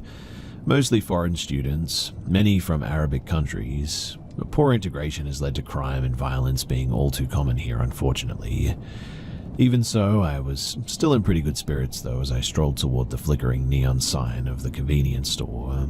Just one more intersection to go, in fact. That was when a group of men stood at the corner. They looked Middle Eastern and a little bit older than me, watched me as I walked by. It felt pretty normal for here anyway, to be honest. Nothing really to worry about, I thought, already feeling the kick of my smoke. I crossed the street without giving them much thought. Then I heard a voice call out, "Routine ID check. Please show me your identification." My heart sank. Of course, this has to happen the one night that I smoke in public, I thought, turning to face the police. Only they weren't police. It was the group from the intersection, now slowly approaching me. "Routine ID check. Please show me your ID. We're undercover cops," one of them said with a smug grin. I froze. The fact that they weren't cops became clear when, despite their demand, none of them reached for any identification. "You know smoking weed is illegal, don't you?" the man continued. His pupils were enormous as well, like saucers. They began circling me like predators. "Show us what's in your pocket," the leader demanded. So it's a robbery, I thought. Well, as long as I don't resist, maybe I'll only lose my phone and the few bills that I brought for snacks. But then, a wave of dread suddenly hit me. My weekly tips, about 300 euros in cash, were also in my pocket. I had forgotten to deposit it earlier, and losing that money would crush my tight budget for the month. So, what now? As I slowly reached into my pocket, the leader pressed me. "What's taking so long?" I pulled out an old pack of gum and some broken headphones, hoping to satisfy them. "Where's your wallet? I need your ID," he insisted.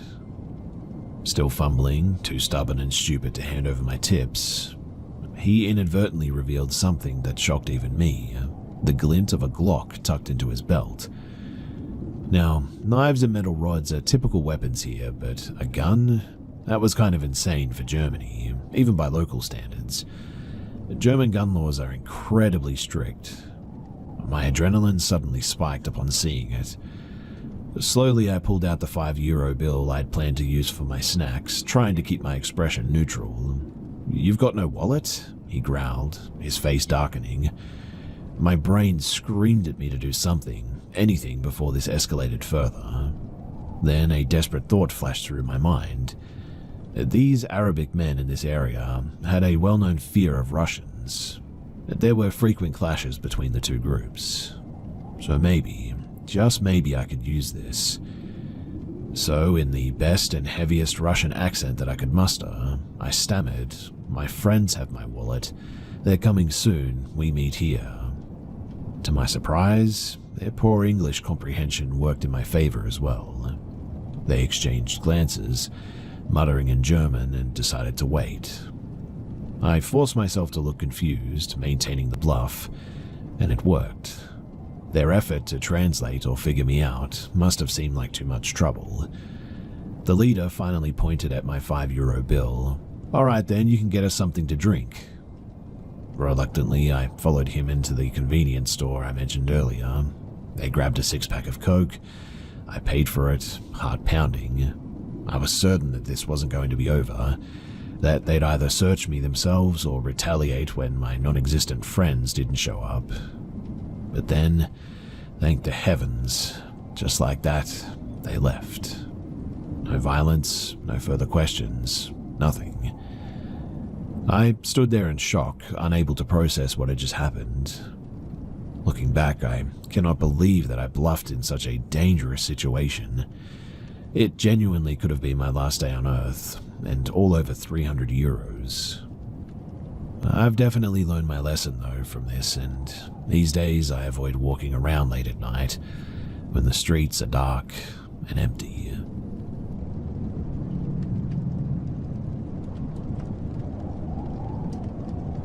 This happened to me yesterday, late in the afternoon.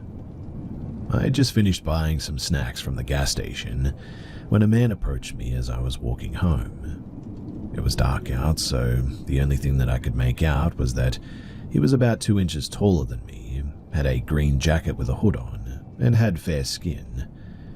He asks me what's in my backpack. I try walking away, but he then grabs my bag and refuses to let me go. He demands that I hand him the bag. I try my best to plead with him, saying that he could have the food inside if he was hungry. He didn't care though. He just kept fighting me for that bag. I did my best holding my ground and putting up a bit of a fight. Several drivers sped past me and none of them bothered to stop and help me. I was all alone on a dark and empty sidewalk. This gas station was in a pretty ghetto part of town. A bunch of drug addicts and violent people were around. I used to live there, so I knew that cops were regularly called into that neighborhood. I'm glad that I managed to escape that environment 2 years ago, but anyway, eventually the man removes his hand from his pocket, and I start fearing for the worst. I almost expected him to pull out a knife, but thankfully it was only his fist. He begins banging hard against my fists to the point that they bleed. I couldn't take it anymore, so in the end I handed him the bag and watched him run off. There were only some chips and some juice in there, so it's not like I lost anything super valuable or whatever. But I walked the entire way home constantly looking over my shoulder, just in case that guy came back for more. I didn't call the cops because I knew that nothing would be done about it. I barely even had a description of the guy, so they wouldn't really have anything to go off of anyway. But now I'm currently at work with a bandaged hand, trying my best to get through the day despite the pain. I hope the guy who did all this ends up messing with the wrong person and gets the heck beaten out of him. I wish I never went to that neighborhood, and I wish that I would have just stayed home.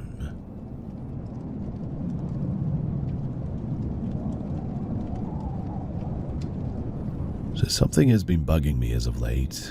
I've experienced a lot of events of the paranormal throughout my life, but I've had a hard time trying to share experiences with people, mostly because I live in the South, I think. The problem with these creatures or things like ghosts is that it's hard to explain an experience without seeming like a crazy fool. However, I feel that it is time to share, and I want to connect to people who have had similar experiences with the unknown. I'll tell you now, though, that even with a large track number of running into these things, I am still heavily skeptical on what these are, and I always lean to try to disprove them. So, a few years ago, I decided to head out to the country to meet my friend. His name was Brandon. Brandon was a college buddy of mine who had quit college and had become a welder. He made some good cash at an early age, and had a house built on his family's land too, which he wanted to show off to me during a nice sunny day. I won't lie too, I loved his place. His family owned a huge patch of acres, and his place was built like the ultimate man cave. And anyway, after arriving, me and my old friend did the usual catching up and playing a few games on the PS4. Everything was normal until Brandon went out to get some beers and some pizza. He had left me alone to play some Mortal Kombat on his 75-inch 4K TV. It was normal for about 15 minutes of his departure until I heard running downstairs. I decided to look down the stairs to see what was happening, and I saw a little girl with frizzy black hair run past the bottom of the stairs, with Brandon's dog sitting at the middle of the stairs watching her run past too. I was like, huh, cool. Brandon's kid's sister walked from his parents to his place to play or something. Honestly, I didn't think too much of it, as I had seen kids outside of his place playing outside before. Brandon returned with some Domino pizzas, some wings and some beer, and I decided to tell him what I saw, that his kid sister was running on the first floor. And the guy He looked at me spooked. He said that he didn't have a kid sister and that the kids, they had left as soon as I pulled up. The weird part was that he got kind of excited and said, "Dude, you saw her too?" I had to make him explain. So Brandon told me a story that happened 3 weeks prior to me coming. He had some guys over drinking during the night and they decided to crash in the room that we were in. As they slept on the floor, one of the guys started screaming, which prompted them all to roll over to see what was going on. And he said that there was this girl with black hair standing at the base of the stairs staring at them in the dark, and as soon as they saw her, she darted downstairs again. He stated that they turned the lights on and searched the place for her, all over the place, but she was nowhere to be seen. He was happy that I saw her because this means that to him, it was real. When I analyzed the event myself, I noticed that there wasn't a back door to the house that he built, and when the girl appeared, there was a lot of dust that sort of looked like smoke as she ran past the stairs. Usually ghosts or entities, they always seem to be made of this sort of smoke that has properties of like mist or something. Strangely though, she seemed so solid and full of saturation when she ran past. But what really made me think was noticing that the dog seemed so confused when he saw it too. This was honestly such a strange event. Also, they didn't live in a neighborhood or anything, so there were no neighbors. This whole event is still such a mystery to me, and I wish I had more answers.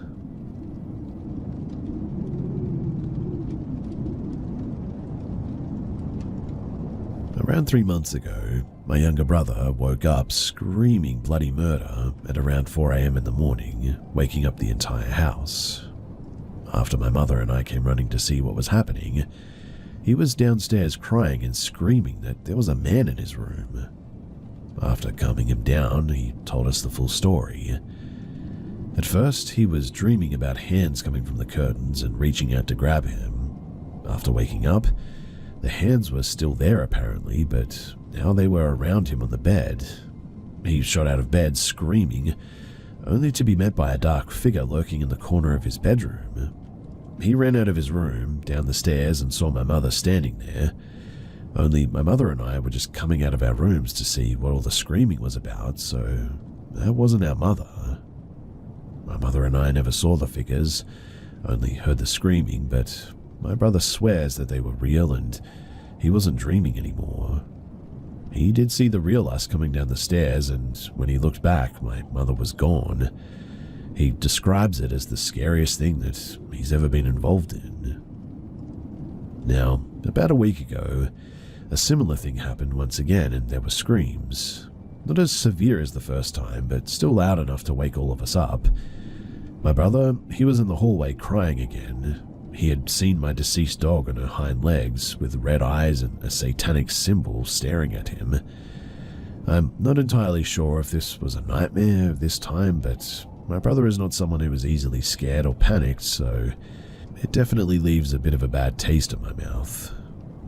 My first instincts say that it was just dreams and maybe sleep paralysis. I'm not too familiar with paranormal things, so I was hoping to maybe get some pointers here as to what this could be. I'd be lying if I said that I've never felt weird in our house, but I never thought much about it, I guess.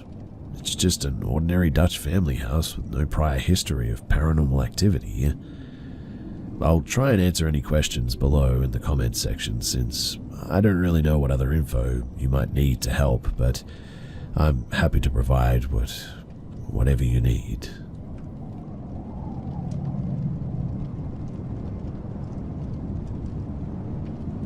This is an old story from when I used to live in the dorms during my time in college.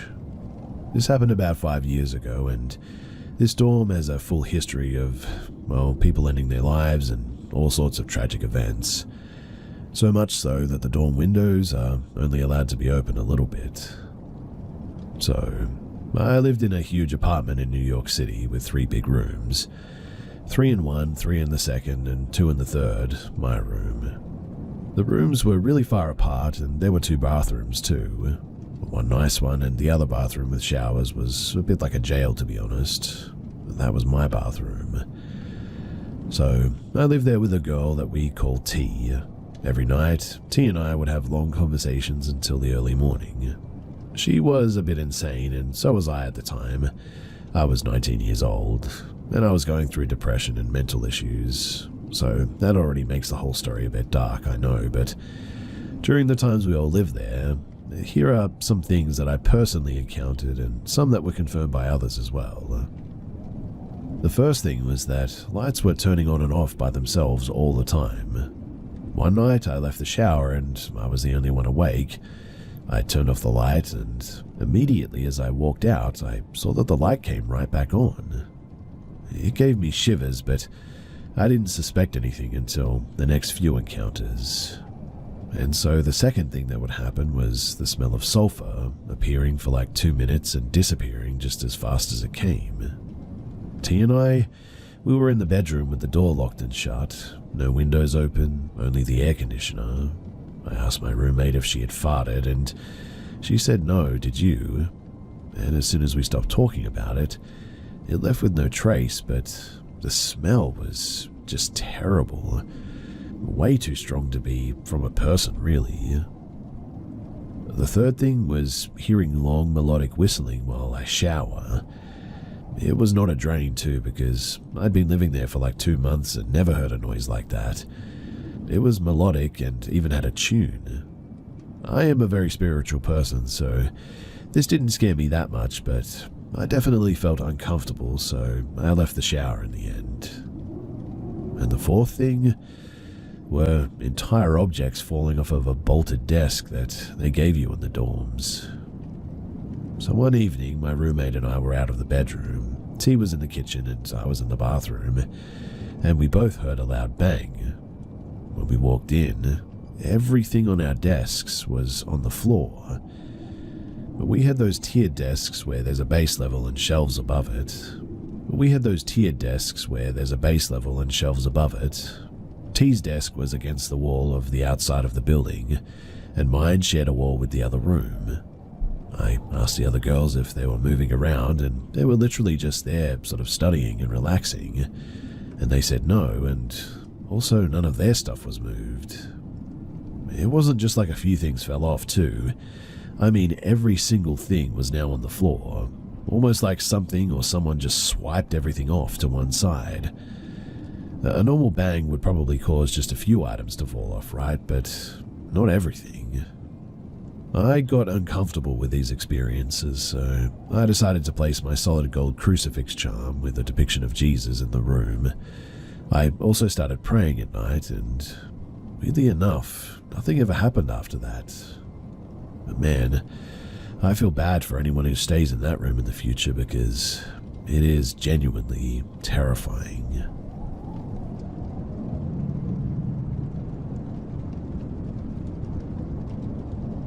So my husband took me to the Stanley Hotel for my birthday. We stayed only one night, and when we got there, we joined this ghost tour that they had going on, and they talked about the history of the hotel and whatnot. I leave during the tour to go to the bathroom, come back, and the tour is pretty much done. No biggie though, right? Fast forward to the crack of dawn, and I'm the lightest sleeper on earth pretty much. And I hear this loud scratching at our door, and am immediately wide awake. It stops after about 20 seconds, and I lay back down. And a few seconds later, the scratching starts again. I sit up in bed at this point and was weirded out because to get to our room you had to go through this corridor where our room was, and furthermore, you had to have a key pass to get through the first door, so it wasn't like you could just walk up to our door or anything, and there was nothing outside our door when we went to bed. The scratching, though, was loud and sounded like claws on a door, and you could tell it was coming from the bottom part of the door. I woke up my husband finally and asked, "Can you hear that scratching at the door?" But the scratching stopped the second that he woke up. He thought that I was crazy and laughed. He said that it was probably people outside, and I said no, it was coming from the door. I was adamant that it was the door too because I got close enough to confirm it. I could hear it as clearly as I could hear him. He said that I was just looking for a reason to be scared by a ghost, so I must have imagined it. I was getting annoyed because I never mentioned anything about a ghost. All I said is that there was a loud scratching at the door and was wondering what it could possibly be because, we're in a corridor and it sure as heck wasn't people outside of our door. I was dumbfounded and irritated because I had no clue what it was and it was bothering me. What the heck was that, right? I didn't imagine it. So we went to check it out and I asked the worker what could possibly be scratching at my door that early in the morning. His eyes got big all of a sudden though, and he went and got another worker who worked there for a long time. I told him everything and he said that it was a ghost dog that used to wake people up at the crack of dawn by scratching at their door. My husband chimes in at that point and says, "Oh yeah, you were in the bathroom when the guy was talking about the ghost dog." I could have choked him out, honestly, but anyway, I don't know what it was in the end. I didn't see anything, but I sure as heck heard it. And I had to get all of this off my chest because it's been bothering me ever since it happened. My husband, he still thinks I imagined it, but I know for sure that I didn't.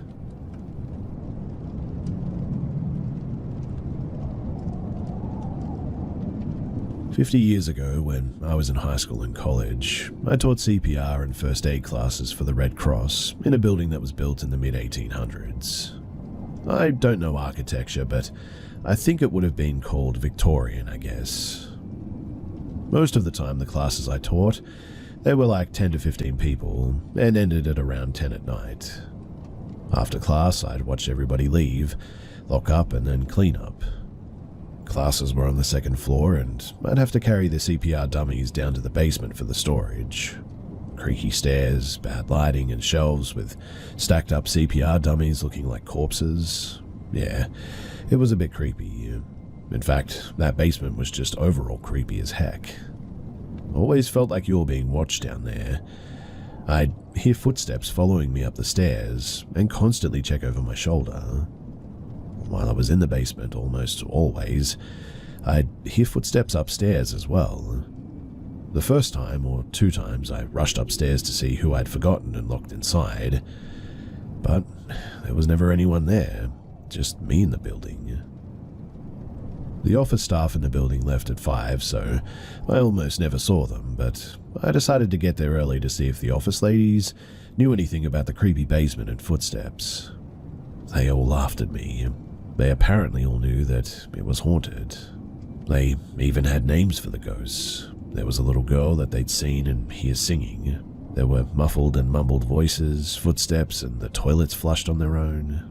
But none of them, and I mean not one of them, would ever go into the basement. Never the basement, they said. Apparently, the Red Cross, they had bought the building from a former funeral home, and the basement was where they did the embalming. I eventually got used to it, I suppose, but the first few times as a 17-year-old, that place absolutely terrified me.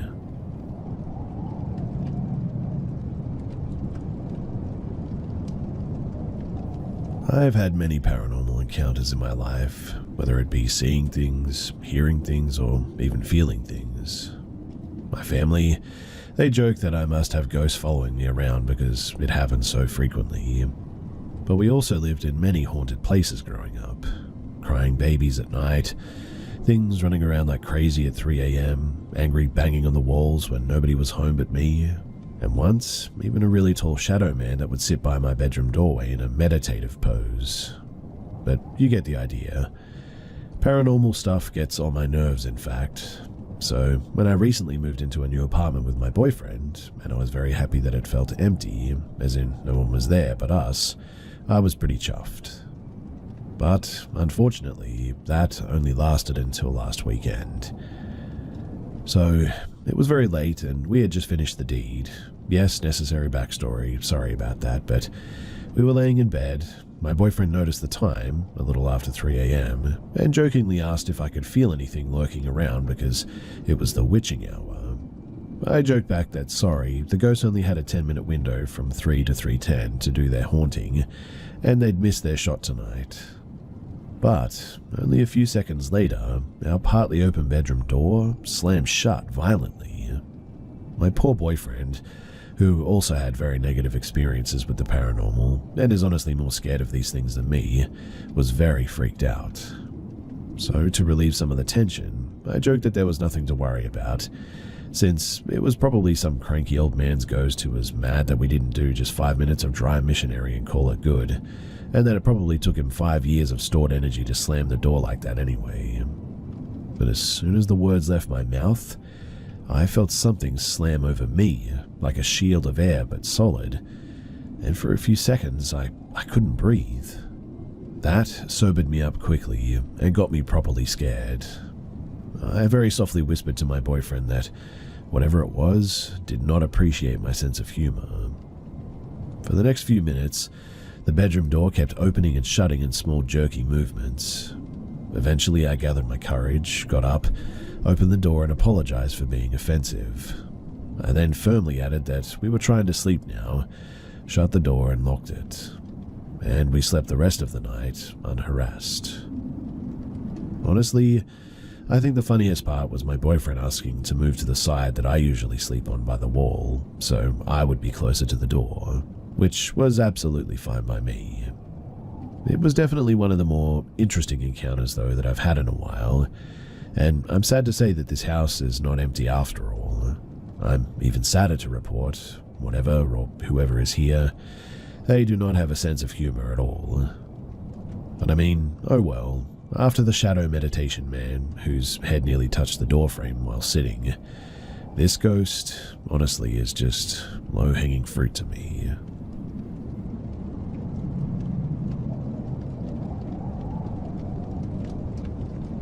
To preface this, I just want to say that me and my wife are both of sound body and mind.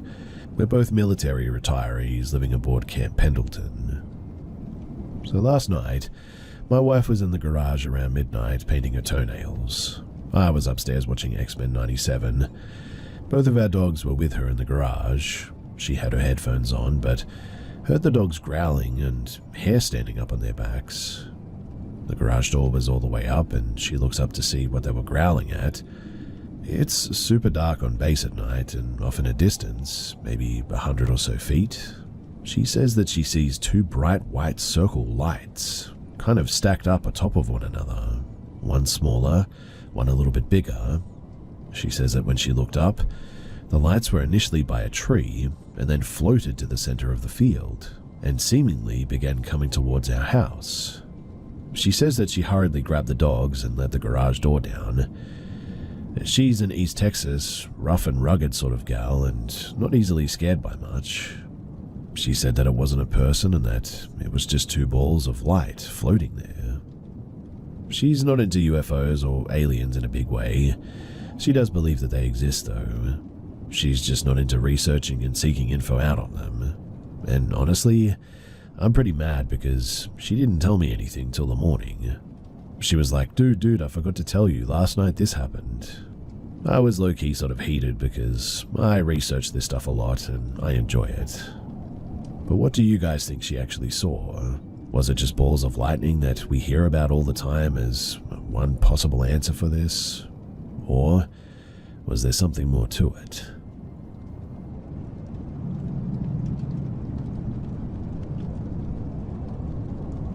This happened last year, right before I switched up jobs in October. So I used to work really early in the morning. In fact, I would be at a transit bus at 4:30, get to my intersection, and hopefully catch a connecting bus. I didn't like walking in this neighborhood for two reasons as well. One, I was almost hit by a drunk driver one time while walking to work. And two, I have a lot of body pain that made walking distances a little bit difficult. My bus, though, was running late, so sadly I did miss my connection and was forced to walk that day. So I began my 15-minute walk to my job in the dark of the morning. Now, this neighborhood is a bit strange. One of those where you simply cross a street and you're in the other good or bad side of the neighborhood, if you catch my drift. And I was in what was the newer or good side of this area. To add into this too, the area is barely lit with hardly any streetlights, so it was an anxiety-inducing walk, that much is for sure. But as I'm walking, I see headlights down one of the darkened streets. It catches my attention, and I glance down it for a split second just to see what it was doing, and then I focus back on the path ahead of me. Suddenly, though, the car is peeling out of that street and does a sharp turn to pull up right next to me. In the car were 3 or 4 guys. I want to say that they were early to mid-20s, but it was hard to tell, but I immediately went on high alert. When they got up beside me, they started screaming at me about how they were going to kill me and a bunch of other stuff before they eventually made a U-turn on the road and peeled off into the opposite direction. My heart was absolutely racing and I was shaking. It was the second time something bad had happened in that neighborhood that put me off that I couldn't wait to get a new job away from this area. While their threats were empty and probably just a bunch of dudes being idiots, it didn't take away the fact that for a split second, I was genuinely afraid that they were going to mow me down with their car or jump out and beat the ever-living, well, you get it. And it only added fuel to the growing PTSD fire of almost getting rammed by a drunk driver one time. Luckily, I did get a new job within a month of the incident, but I am still very nervous around traffic. And every time a car speeds by me while I'm walking on the sidewalk, I feel my heart racing because I think of that time, and also the drunk driver.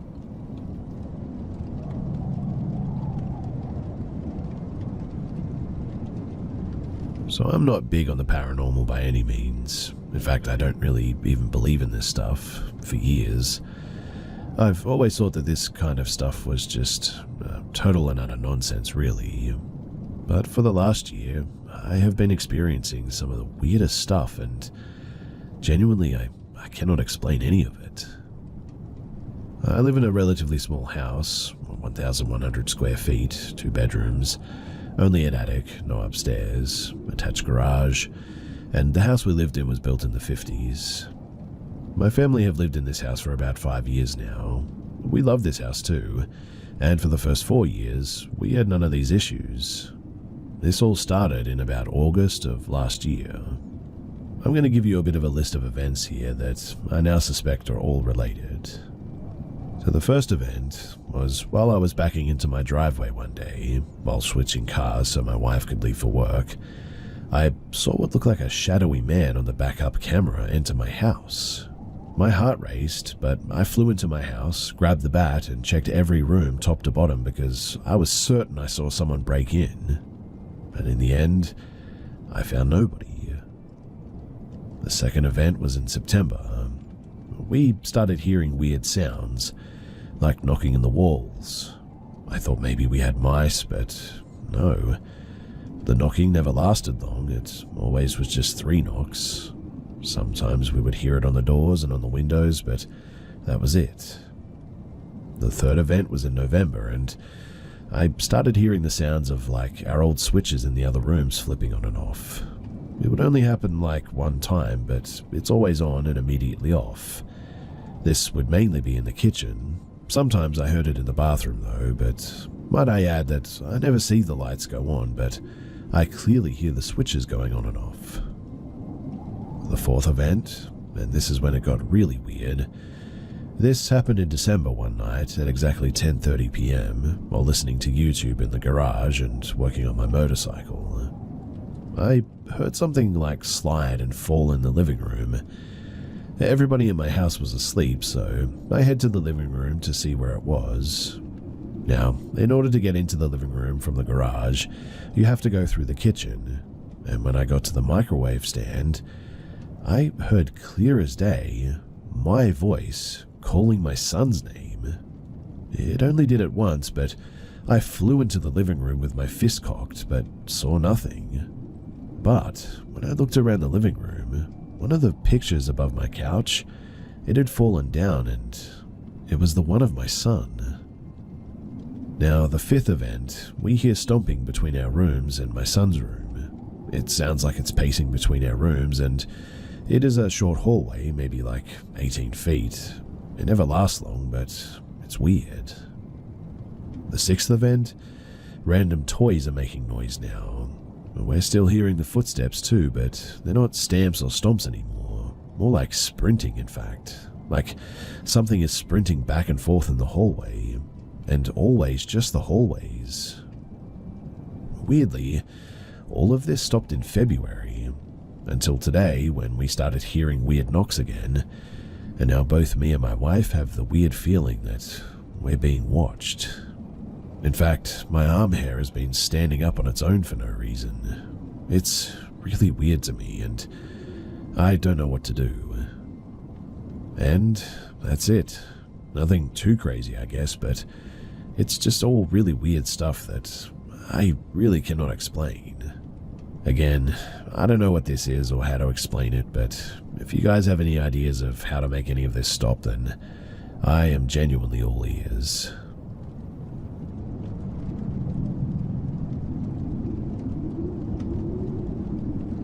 A bunch of years ago, I matched with a guy on Tinder. I was a freshman in college and just got out of a relationship, and I was having fun. I matched with this guy, male and 24, and his name was D. He was a little bit odd, but we had similar interests and went to the same school, so I thought, you know what, why not? The red flags, they started rolling in immediately when I said that I would go on a date with him. Of course, the fact that he was so much older isn't lost on me as the initial red flag, I guess, but at this time, I didn't have a car and D offers to pick me up, but tells me that he's not in town, but he would leave his grandmother's funeral early, which was at a minimum 5 hours away, to come and pick me up. He showed up in sweatpants, a wife beater, and flip-flops, which struck me as odd because he said that he was coming from a funeral. We hadn't made any plans, really, just to go out and get a bite to eat and hang out, I guess. Since he had been out of town, he asked if it was okay if we stopped to pick up his dog. He had left the dog with a friend, apparently. I like dogs, so I was like, yeah, sure, no problem. It's dark, and we pull up to an apartment complex, and he leaves me in the car and comes back with a golden retriever. The dog immediately starts growling at me, which honestly had never happened to me before, so I start feeling a little bit weird about that. D doesn't say anything about the dog's temperament. Because we have the dog too, he wants to drop him off at his house. This feels logical to me, so I agree. Now, when we pull up to D's house, he asks if I want to come in, and not wanting to sit in the car, I do. The moment that I walked in, I immediately knew that this was the wrong choice. This house was trashed. There is garbage everywhere, trash bags full along the front entry, bottles and wrappers on the couch, and just generally just stuff everywhere. D lets me know that he has a roommate, but that the roommate isn't home. I assume that this is to imply that the mess isn't actually his. After brushing the trash off of the couch, he asks if I want to sit and play chess. I had expressed that I was interested in learning, and he seemed more than happy to help me learn, but this too was a huge mistake. D begins explaining the game to me, and it isn't fun first date explaining. He has suddenly gotten very serious and is showing me each piece while telling me what it is, what it does, and how it moves. D then begins questioning me over every piece, which most I got wrong.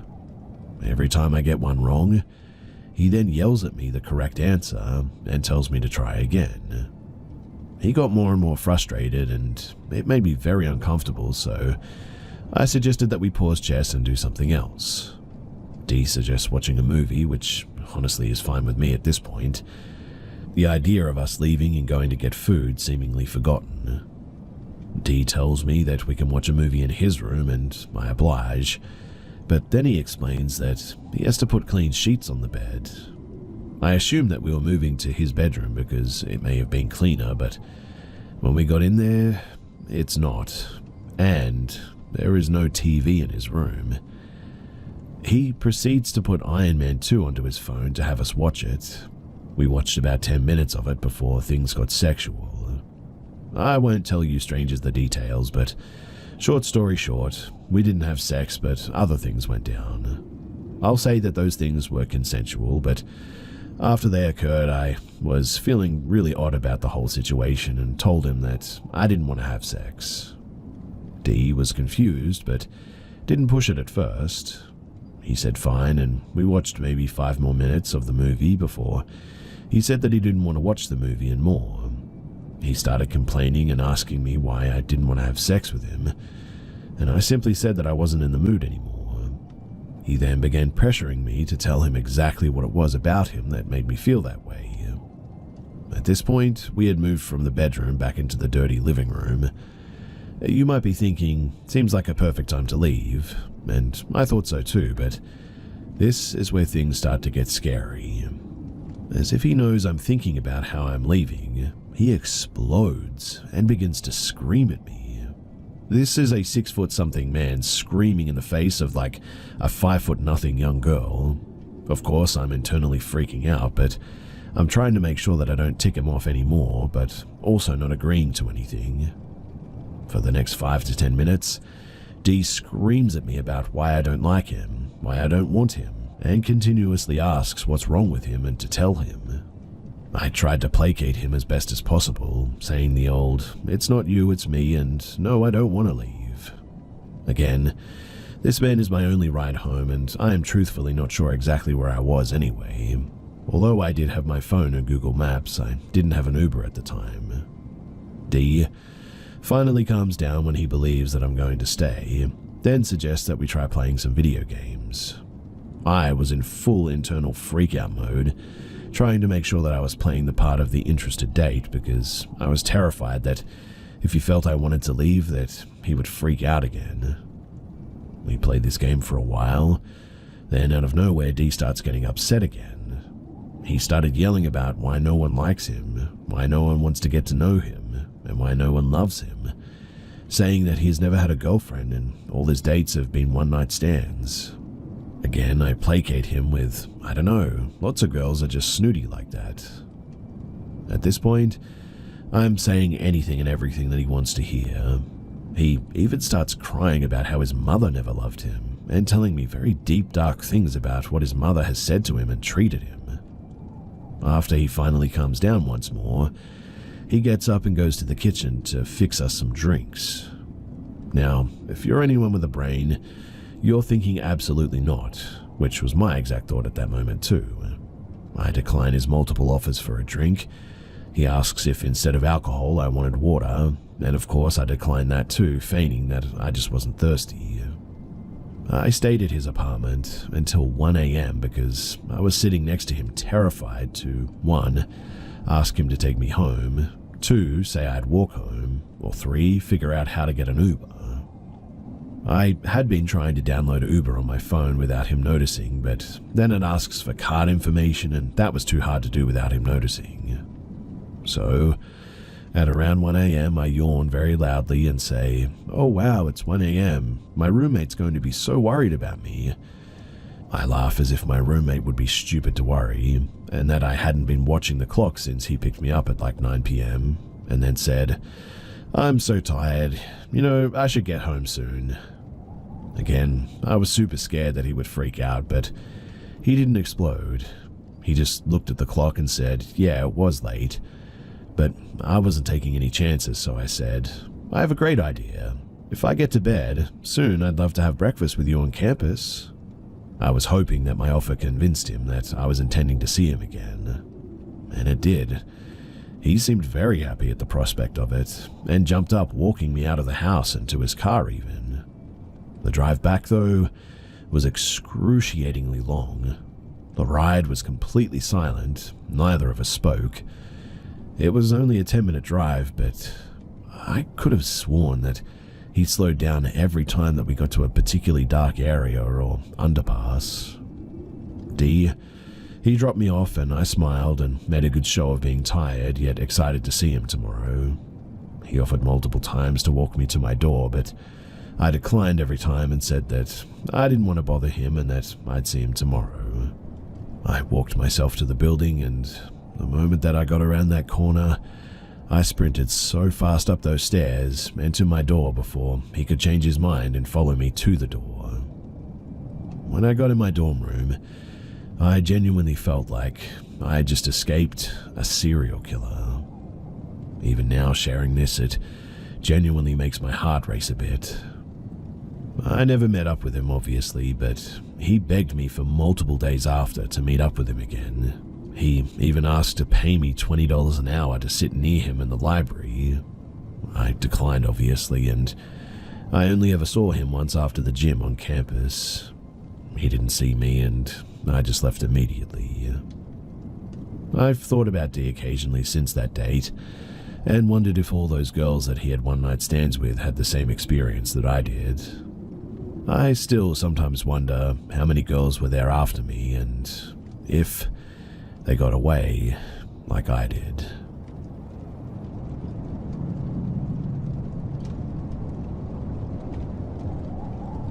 So I cleaned houses for a while in my small hometown in Indiana. A new woman moved in a few houses down, and my boss at the restaurant that I worked at told her about me cleaning houses. The woman asked if I would be willing to clean her house twice a week and walk her dogs daily. I agreed, and it was fine for the first couple of weeks. She kept all the pet stuff at the top of the basement stairs and the leashes and harnesses on the back of the basement door. She told me that her and her husband, they were supposed to move to Tennessee, but he went ahead of her and told her not to bother coming down. Apparently, he had been having an affair and was moving the other woman into their new house with him. She asked me to watch her house and dogs because she was going to Tennessee to get some of her stuff that he had taken with him. When she returned, her basement door now had 2 new padlocks on them, and I was told not to bother going down in there as she had moved the pet stuff apparently. She left for work and I went about cleaning. There were weird dragging and banging sounds from the basement the entire time that I was there though. When I saw her the next morning, she told me that any weird noises from the basement was just from the furnace which she had turned on the day before, which was weird as it was May and already getting hot out and her house wasn't warm at all. And then she became obsessed with me. She wanted me to go to dinner with her all the time or stay at her house. I went to dinner a couple of times, but she was always weird towards me. I ended up having to move suddenly and told her about it, and she almost had a breakdown. She tried to get me to move in with her, in fact, and her reaction just freaked me out. Almost 2 weeks later, she came to the restaurant that I worked at and asked for boxes. She told me that she didn't need my help anymore and that she was moving away. She was acting odd though and like she was in a hurry to leave, and 2 days later, she was gone. Honestly, I think she brought her husband and his girlfriend back from Tennessee and killed them. I moved away about a month later, and I never heard much else about her.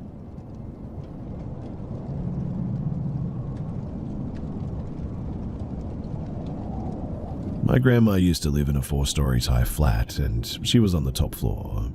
She lived there for like 50 plus years, and the whole building is like at least 100 plus years old.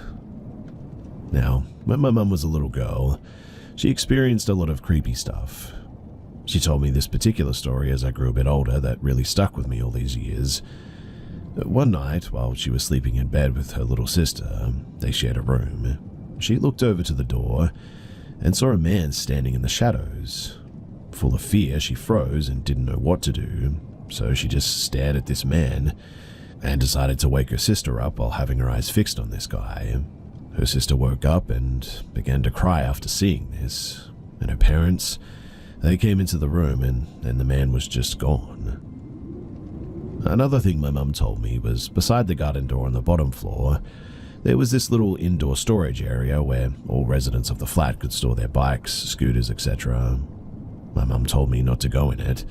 She legit told me that it's haunted and to stay away from it. I never went close to it. In fact, I remember every time I had to go up to my grand's by myself, I would feel an eerie feeling coming from that little compartment, and I would just sprint up the stairs. I would also feel as if something was following me from behind as I was going up those stairs. It was weird. Anyway, that's some backstory of this house, but now, when I was 14 years old, myself, my brothers, and my cousins, we all used to go over to my grand's quite regularly, and back then, we never had phones or anything like that, so we played games like hide and seek, what's the time, Mr. Wolf, etc. One day, It was just me and one of my cousins. He was around 11. All of the adults used to sit in the living room, and they used to tell us to just go and play, because we used to scream, and they used to tell us to close the door as well, which we always did. So my cousin and I decided to play hide and seek this day. I tell him that I'll seek and he hides. He agrees and he goes to hide. I face the wall and begin to count down, and when I finish, I go look for him. I start by the kitchen and he's not there. I go to the bathroom, not there either.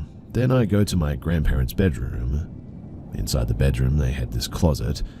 Well, it was more like a small room with plenty of space in there for like 4 people.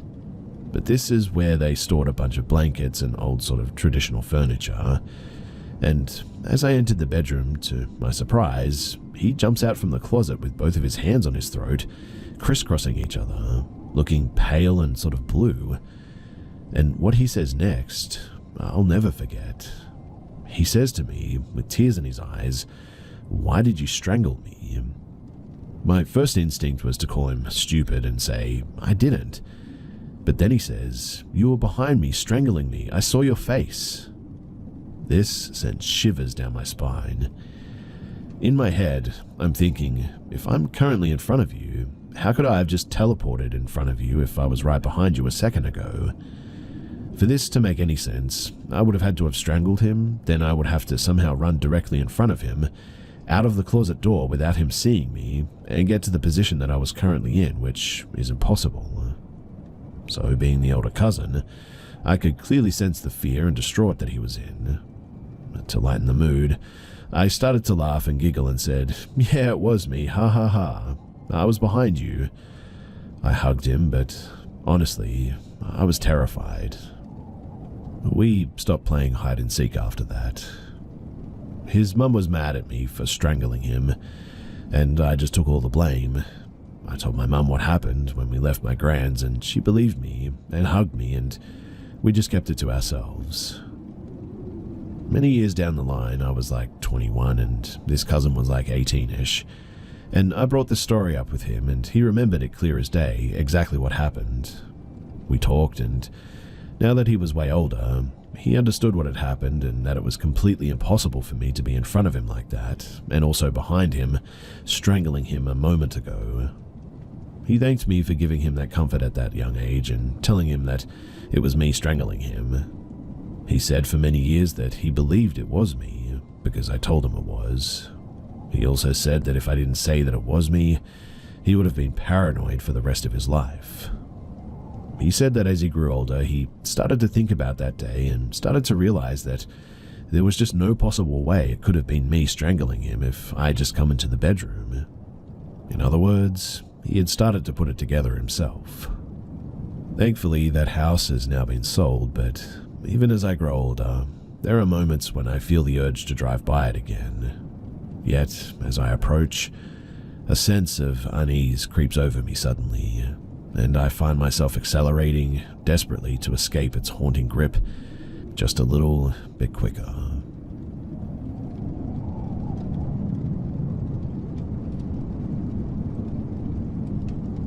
Two years ago, I met a guy on Tinder. Good feeling from the start, so we quickly decided to see each other. He asked me to come and sleep at his place, which I accepted because we had mutual friends. I told myself that he was definitely someone that I can trust.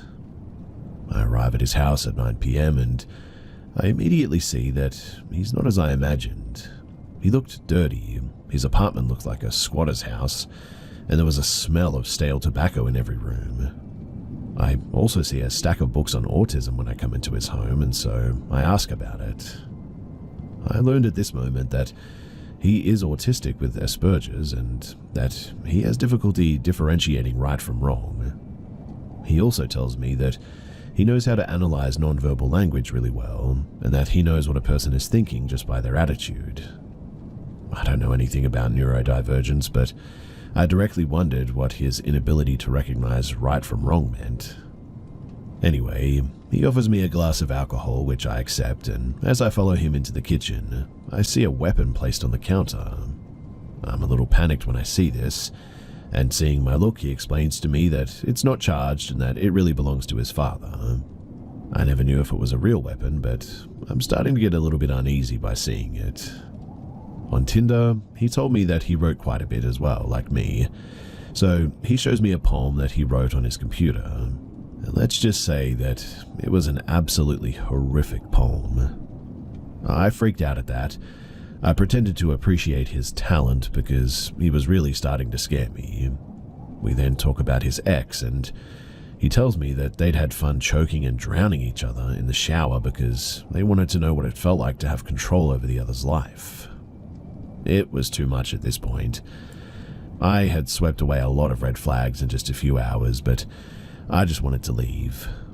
Problem was, I had to sleep at his house, so I had to find a plausible excuse to leave without him understanding that I was fleeing the situation.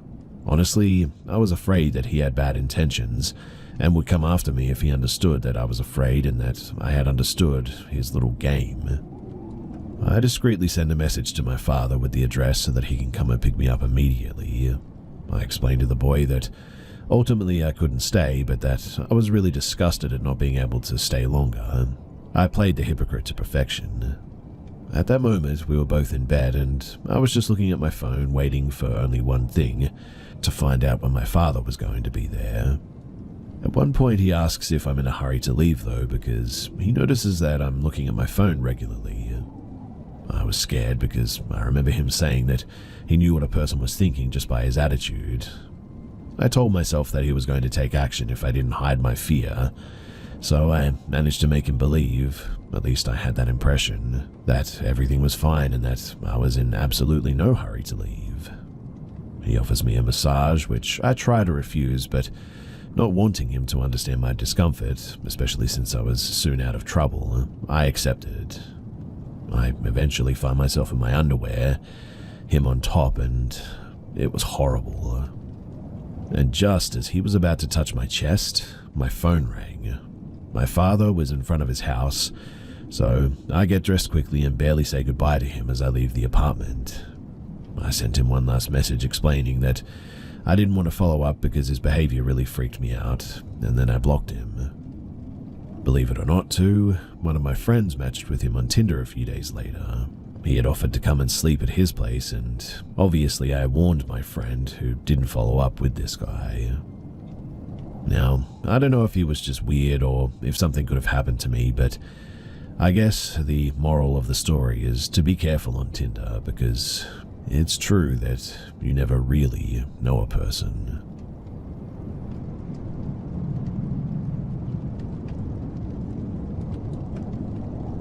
In the 60s and 70s, it was common for people to hitchhike around the country.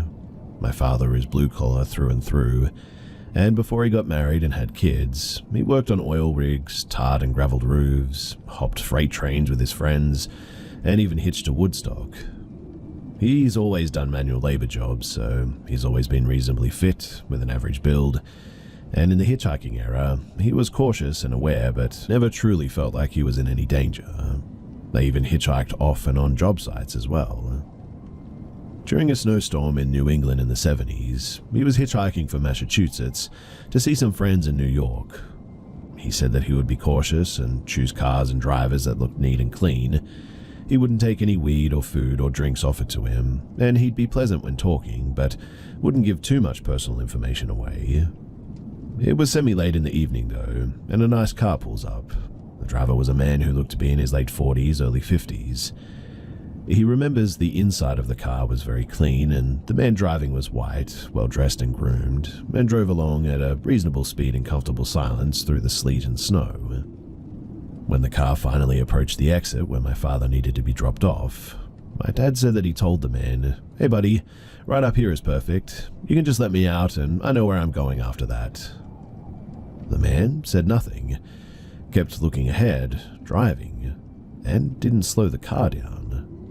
My dad said he then was getting a little bit nervous, so he put his tough guy voice on and went, "Hey man, I'm not looking for trouble here. I told you that you can pull over and I'll handle it from here. Pull the car over, man."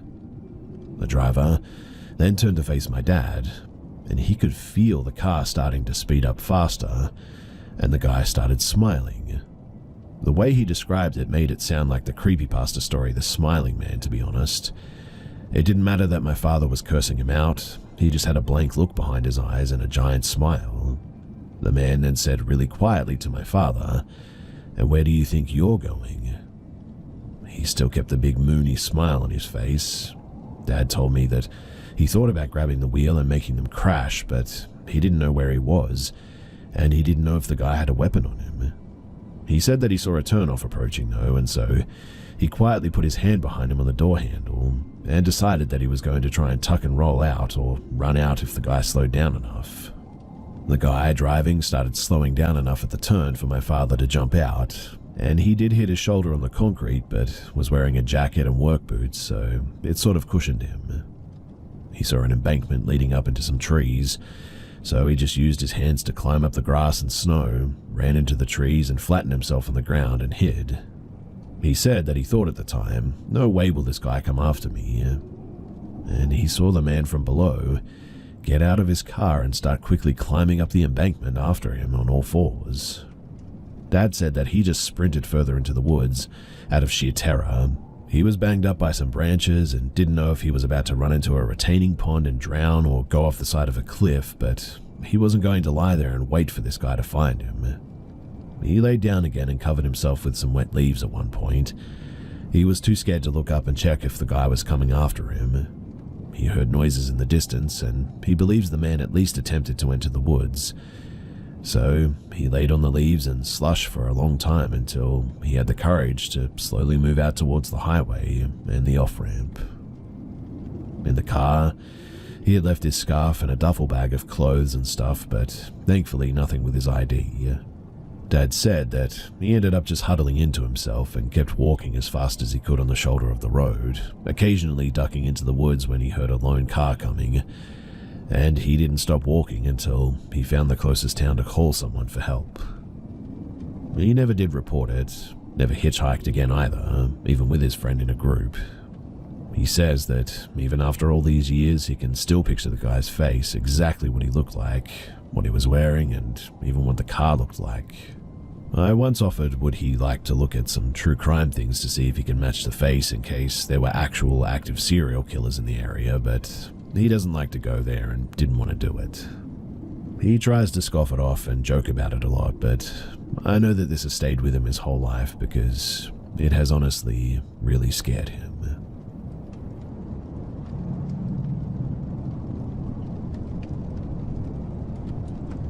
Back in the summer of 2005, or maybe 2006 actually, I was employed by the National Park Service in Washington State.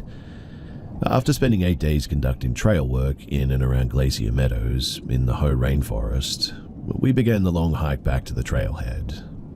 My co-worker, he was hiking ahead of me by roughly 5 minutes, setting a brisk pace as we made our way down the trail. As I descended a particularly steep switchback, I noticed my co-worker engaged in a heated argument with a man that he had just encountered. I paused at the top of the switchback, trying to discern what was happening below.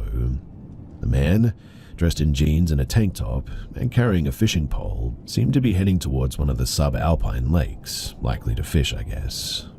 His attire was unusual for someone about 10 miles from the trailhead. No backpack, water, or gear, which made him stand out even more. From a distance, I could see the man was visibly agitated, gesturing aggressively as he spoke. When I caught up to them, my coworker briefly explained that the man was furious because he believed my coworker should have stepped aside to let him pass, adhering to the unspoken trail etiquette of yielding to those hiking uphill. But as soon as the man saw me approaching, his demeanor changed drastically. His aggression faded, and he immediately ceased his argument. He walked past me without making eye contact, his earlier hostility replaced by a sudden desire to leave the encounter behind. The entire situation was unsettling to say the least, but we shrugged it off and we continued our hike back to the trailhead. Now, years later, in a moment that brought that strange encounter rushing back, my coworker called. He had been watching a news story about a murder in Alaska and found something disturbedly familiar about the suspect involved. Without revealing any specifics of the case or our encounter, He emailed me a photo of the suspect and asked me what I thought. And as soon as I opened that email, my heart skipped a beat. The face staring back at me was unmistakably that of the man that we met on that trail years before. The man who had seemed so unnerved by my presence during that argument was now identified as Israel Keys.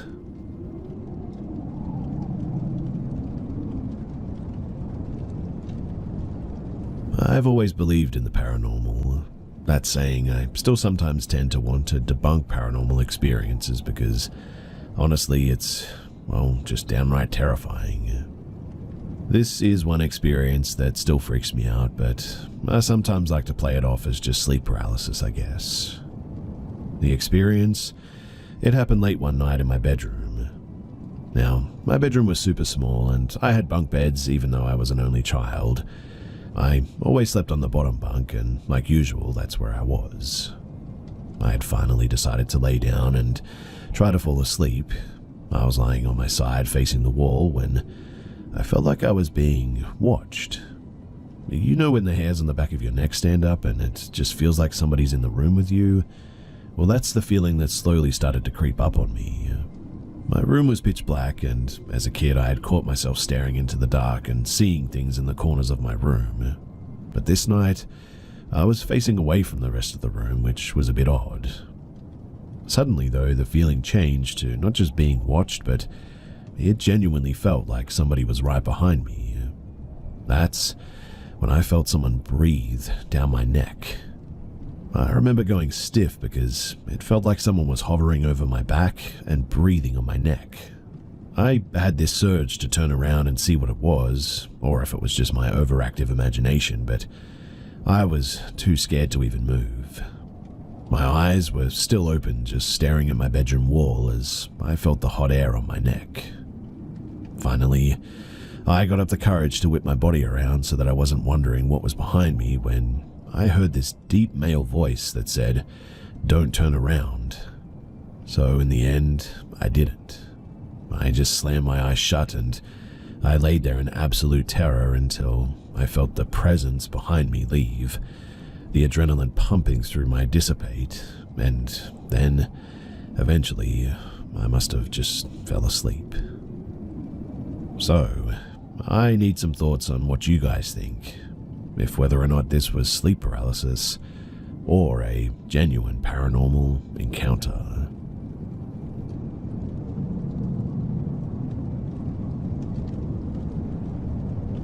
This event happened about a year ago, but it has always stuck with me. I haven't been able to find a lot of clear information about it, so I would love to hear any possible explanations that you might have. So, my family recently moved to rural Pennsylvania, about 10 minutes from the West Virginia border and about 20 minutes from Ohio. To get home now, I drive through a lot of farmland. One afternoon, while heading home, I was passing a cornfield, going about 45 miles per hour, when I immediately felt my whole body stiffen and had an overwhelming feeling of just being watched. I found myself sitting up completely straight up in my seat, turning down my music and gripping the steering wheel tighter. I was on an empty back road, so I figured if my instincts were kicking in, there must be an animal nearby or something. I slowed down to about 35 miles per hour and I glanced around to see if I saw a bear or a coyote or maybe even a sketchy person. And it was then that I noticed two glowing red eyes peering out from the cornstalks on my right, about 10 feet in front of my car. A feeling of this is not good or safe washed over me all of a sudden, so I instantly hit the gas and sped off to my house. Once I got there, I sat there trying to figure out what the heck I just saw. Maybe someone's laser lights on a hunting rifle, maybe something reflected against my headlights strangely, but just nothing seemed to adequately explain what I saw, my sense of panic, and or the overwhelming feeling of malicious intent that came from those eyes. My best guess was that it was a really big owl, but this happened during the day, so that just doesn't make any sense. Also, the fact that it happened during the day, those eyes must have been real bright to shine that light, so bright that it was easy to distinguish between it and the daylight. Whatever it was, the moment has always stuck with me, and I'd like to know if a red-eyed corn thing is a common thing to encounter, and if so, what is it? When I passed the same spot later that day, coming from the opposite direction, I felt hesitant or cautious driving by, but not unsafe like I did that time. Maybe whatever I saw had moved on by then, I don't know, but I just want to have an idea of what the something that moved on might have been.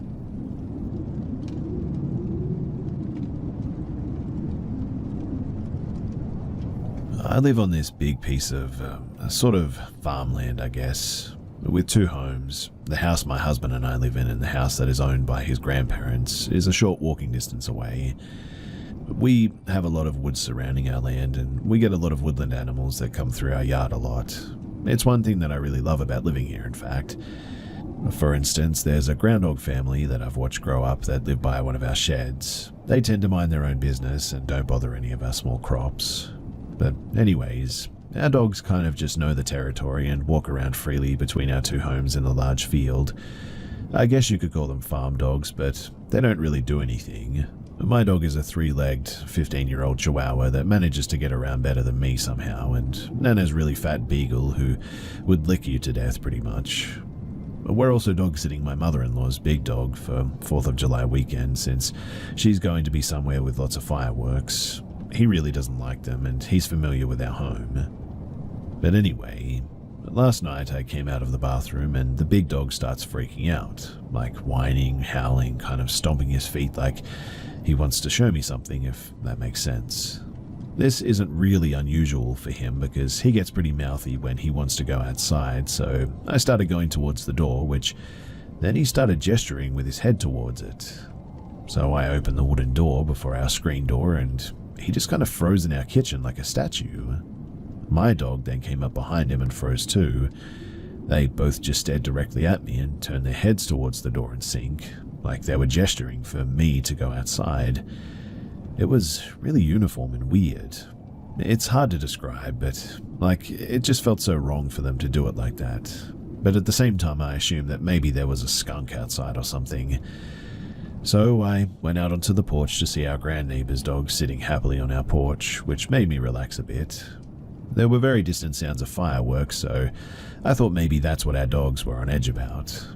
But then the fat beagle on the porch did the same thing, looked at me, nodded his head towards the woods like a suggestion. I noticed that he was sitting uncharacteristically still and wasn't panting and snorting like he usually does.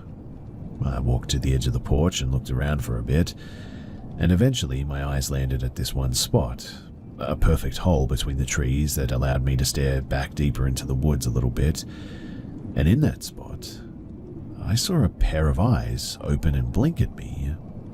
Now, the rest of this is kind of a bit of a haze, but I just remember thinking, you need to go to the woods over and over again, while urging myself not to do it. Like I was having a battle with a rope pulling me. It suddenly looked like there was grass that was laid perfectly for me to walk on, like I could point out spots that had been tread on by feet before. It was like there was a path made for me to walk to this pair of white eyes staring at me from the woods. My husband at this point noticed something was amiss, I guess because he heard the door open and wasn't sure where I was. I always tell him when I go outside to read or sit on the porch for a while, and I just kind of heard him behind me go, "What are you doing?" I remember saying, "I'm just looking." I specifically remember saying that too. My husband kind of started getting worried at this and started guiding me inside, but I remember saying, "I'm just looking."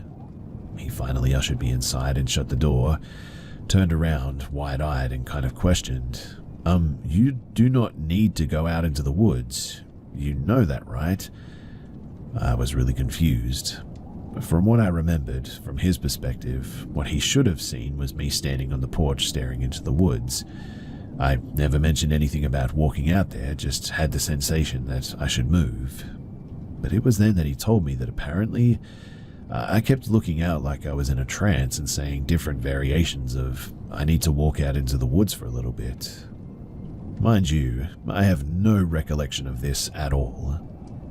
I've had weird things happen to me before, but this truly filled me with dread.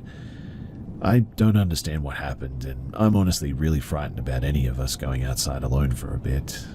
I really feel like there's something trying to lure us into the woods or something. I know that sounds crazy, but honestly, that's how it felt.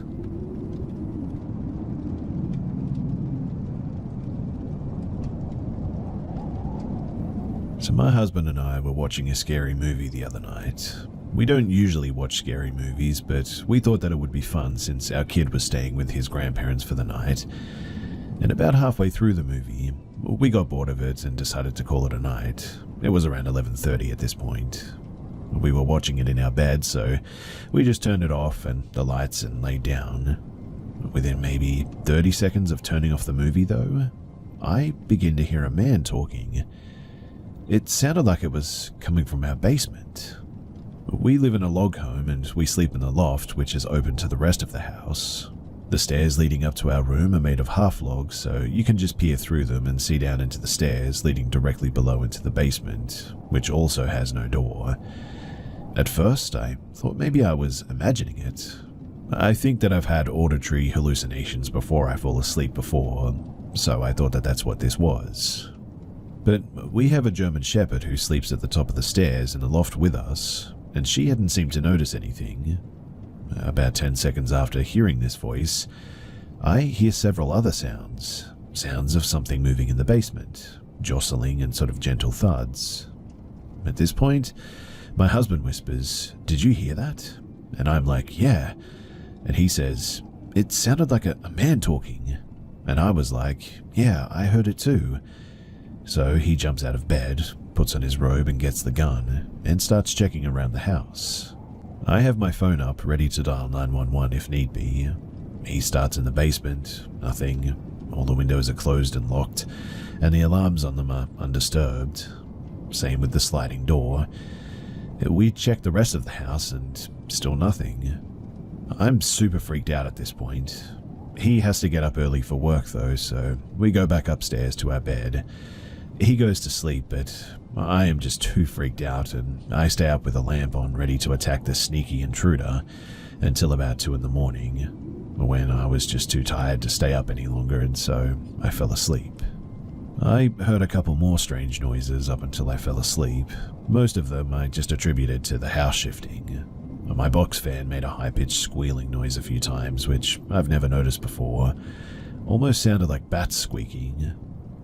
In the end, I just couldn't relax about the situation because I just can't come up with a solution as to why this happened. I mean, the house was secured. There was no way anyone could get inside.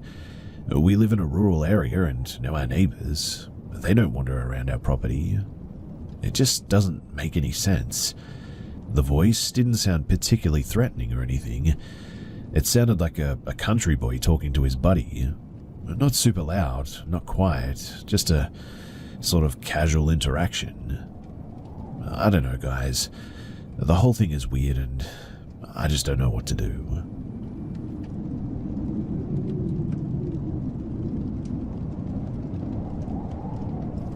Back in the summer of 2020, I was traveling with my partner to Boise, Idaho from Colorado to visit his family and stay for a camping trip. The trek is nearly 15 hours long, and while you can do it in a day, it's better if you stop to rest. Having lived in Utah at one point in time, I was pretty eager to show him the natural hot springs in Spanish Fork. They are located deep in Diamond Fork Canyon and require about a 45-minute hike from the parking lot. But still, we were both excited to get out and moving after 7 hours in the car. When we arrived at the first parking lot, however, the gate was shut and locked tight. A sign taped to the metal read "Closed, absolutely no access to hot springs, fines $2,000 max," or something to that nature. Obviously, we were pretty bummed.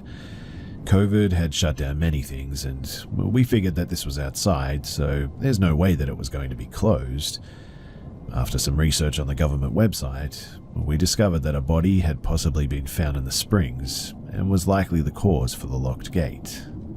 Sad and tired of sitting in the car, we drove back down the canyon road to find a spot to camp for the night. Most of the more established campsites were closed due to COVID or were already taken for the night. This was fine though, since we prefer more dispersed camping anyway. So we picked a random spot to turn on as we drove closer to exiting the canyon. It was Road 338. Most of the road was a well-kept dirt road. We passed some promising spots near a creek and maybe 2 or 3 other people already set up for the night. We wanted to go a little further to see if there was anything with that wow factor. It sounds funny, I know, but some sites give off that this is the one feeling. Finally, though, we came to a dead end in the main road with a fire mitigation road to the right. At this very spot, there was a strange boulder with some type of inscription on it, partially surrounded by a wooden fence. And I had to investigate. The inscription read, "Diamond Battle, June 20, 1866. It was a memorial for a battle that happened right here. A feeling of uneasiness and oddly respect, I guess, washed over me. After traveling up the fire road and not finding what we were hoping for in a campsite, we decided to pick a spot by the small creek that we had passed on the way in. It was getting dark quickly now, but we set up our tent in no time at all and we got a fire going. The creek was loud but peaceful.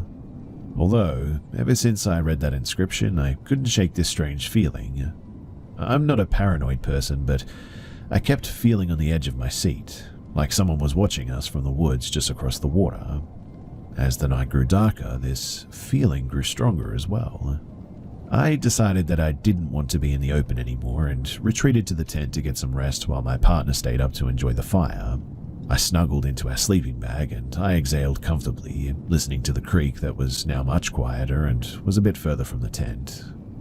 I started to drift off when I heard it. There was soft chanting, rhythmic drums. My eyes shot open. Was I really hearing that? I strained my ears to listen over the running water. I couldn't quite get a clear sound, but something was definitely there. This is when I noticed the ground was also rumbling, as if horses were stampeding down the road, 100 feet from our site.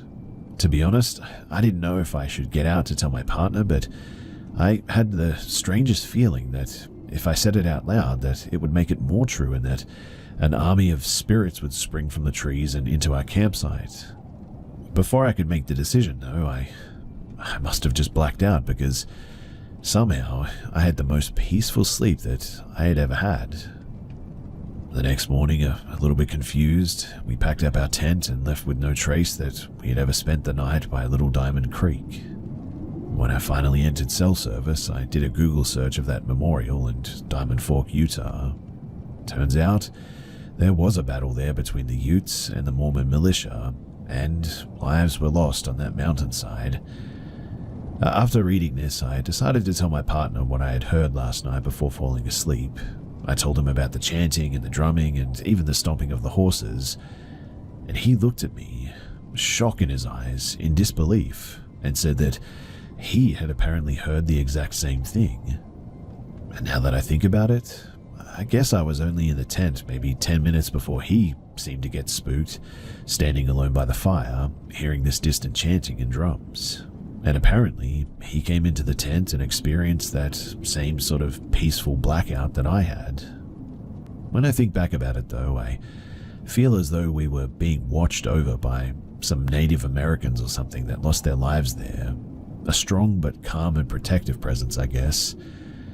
If you're ever on Diamond Park Road, I do hope you visit and pay respects to that memorial of the Diamond Battle.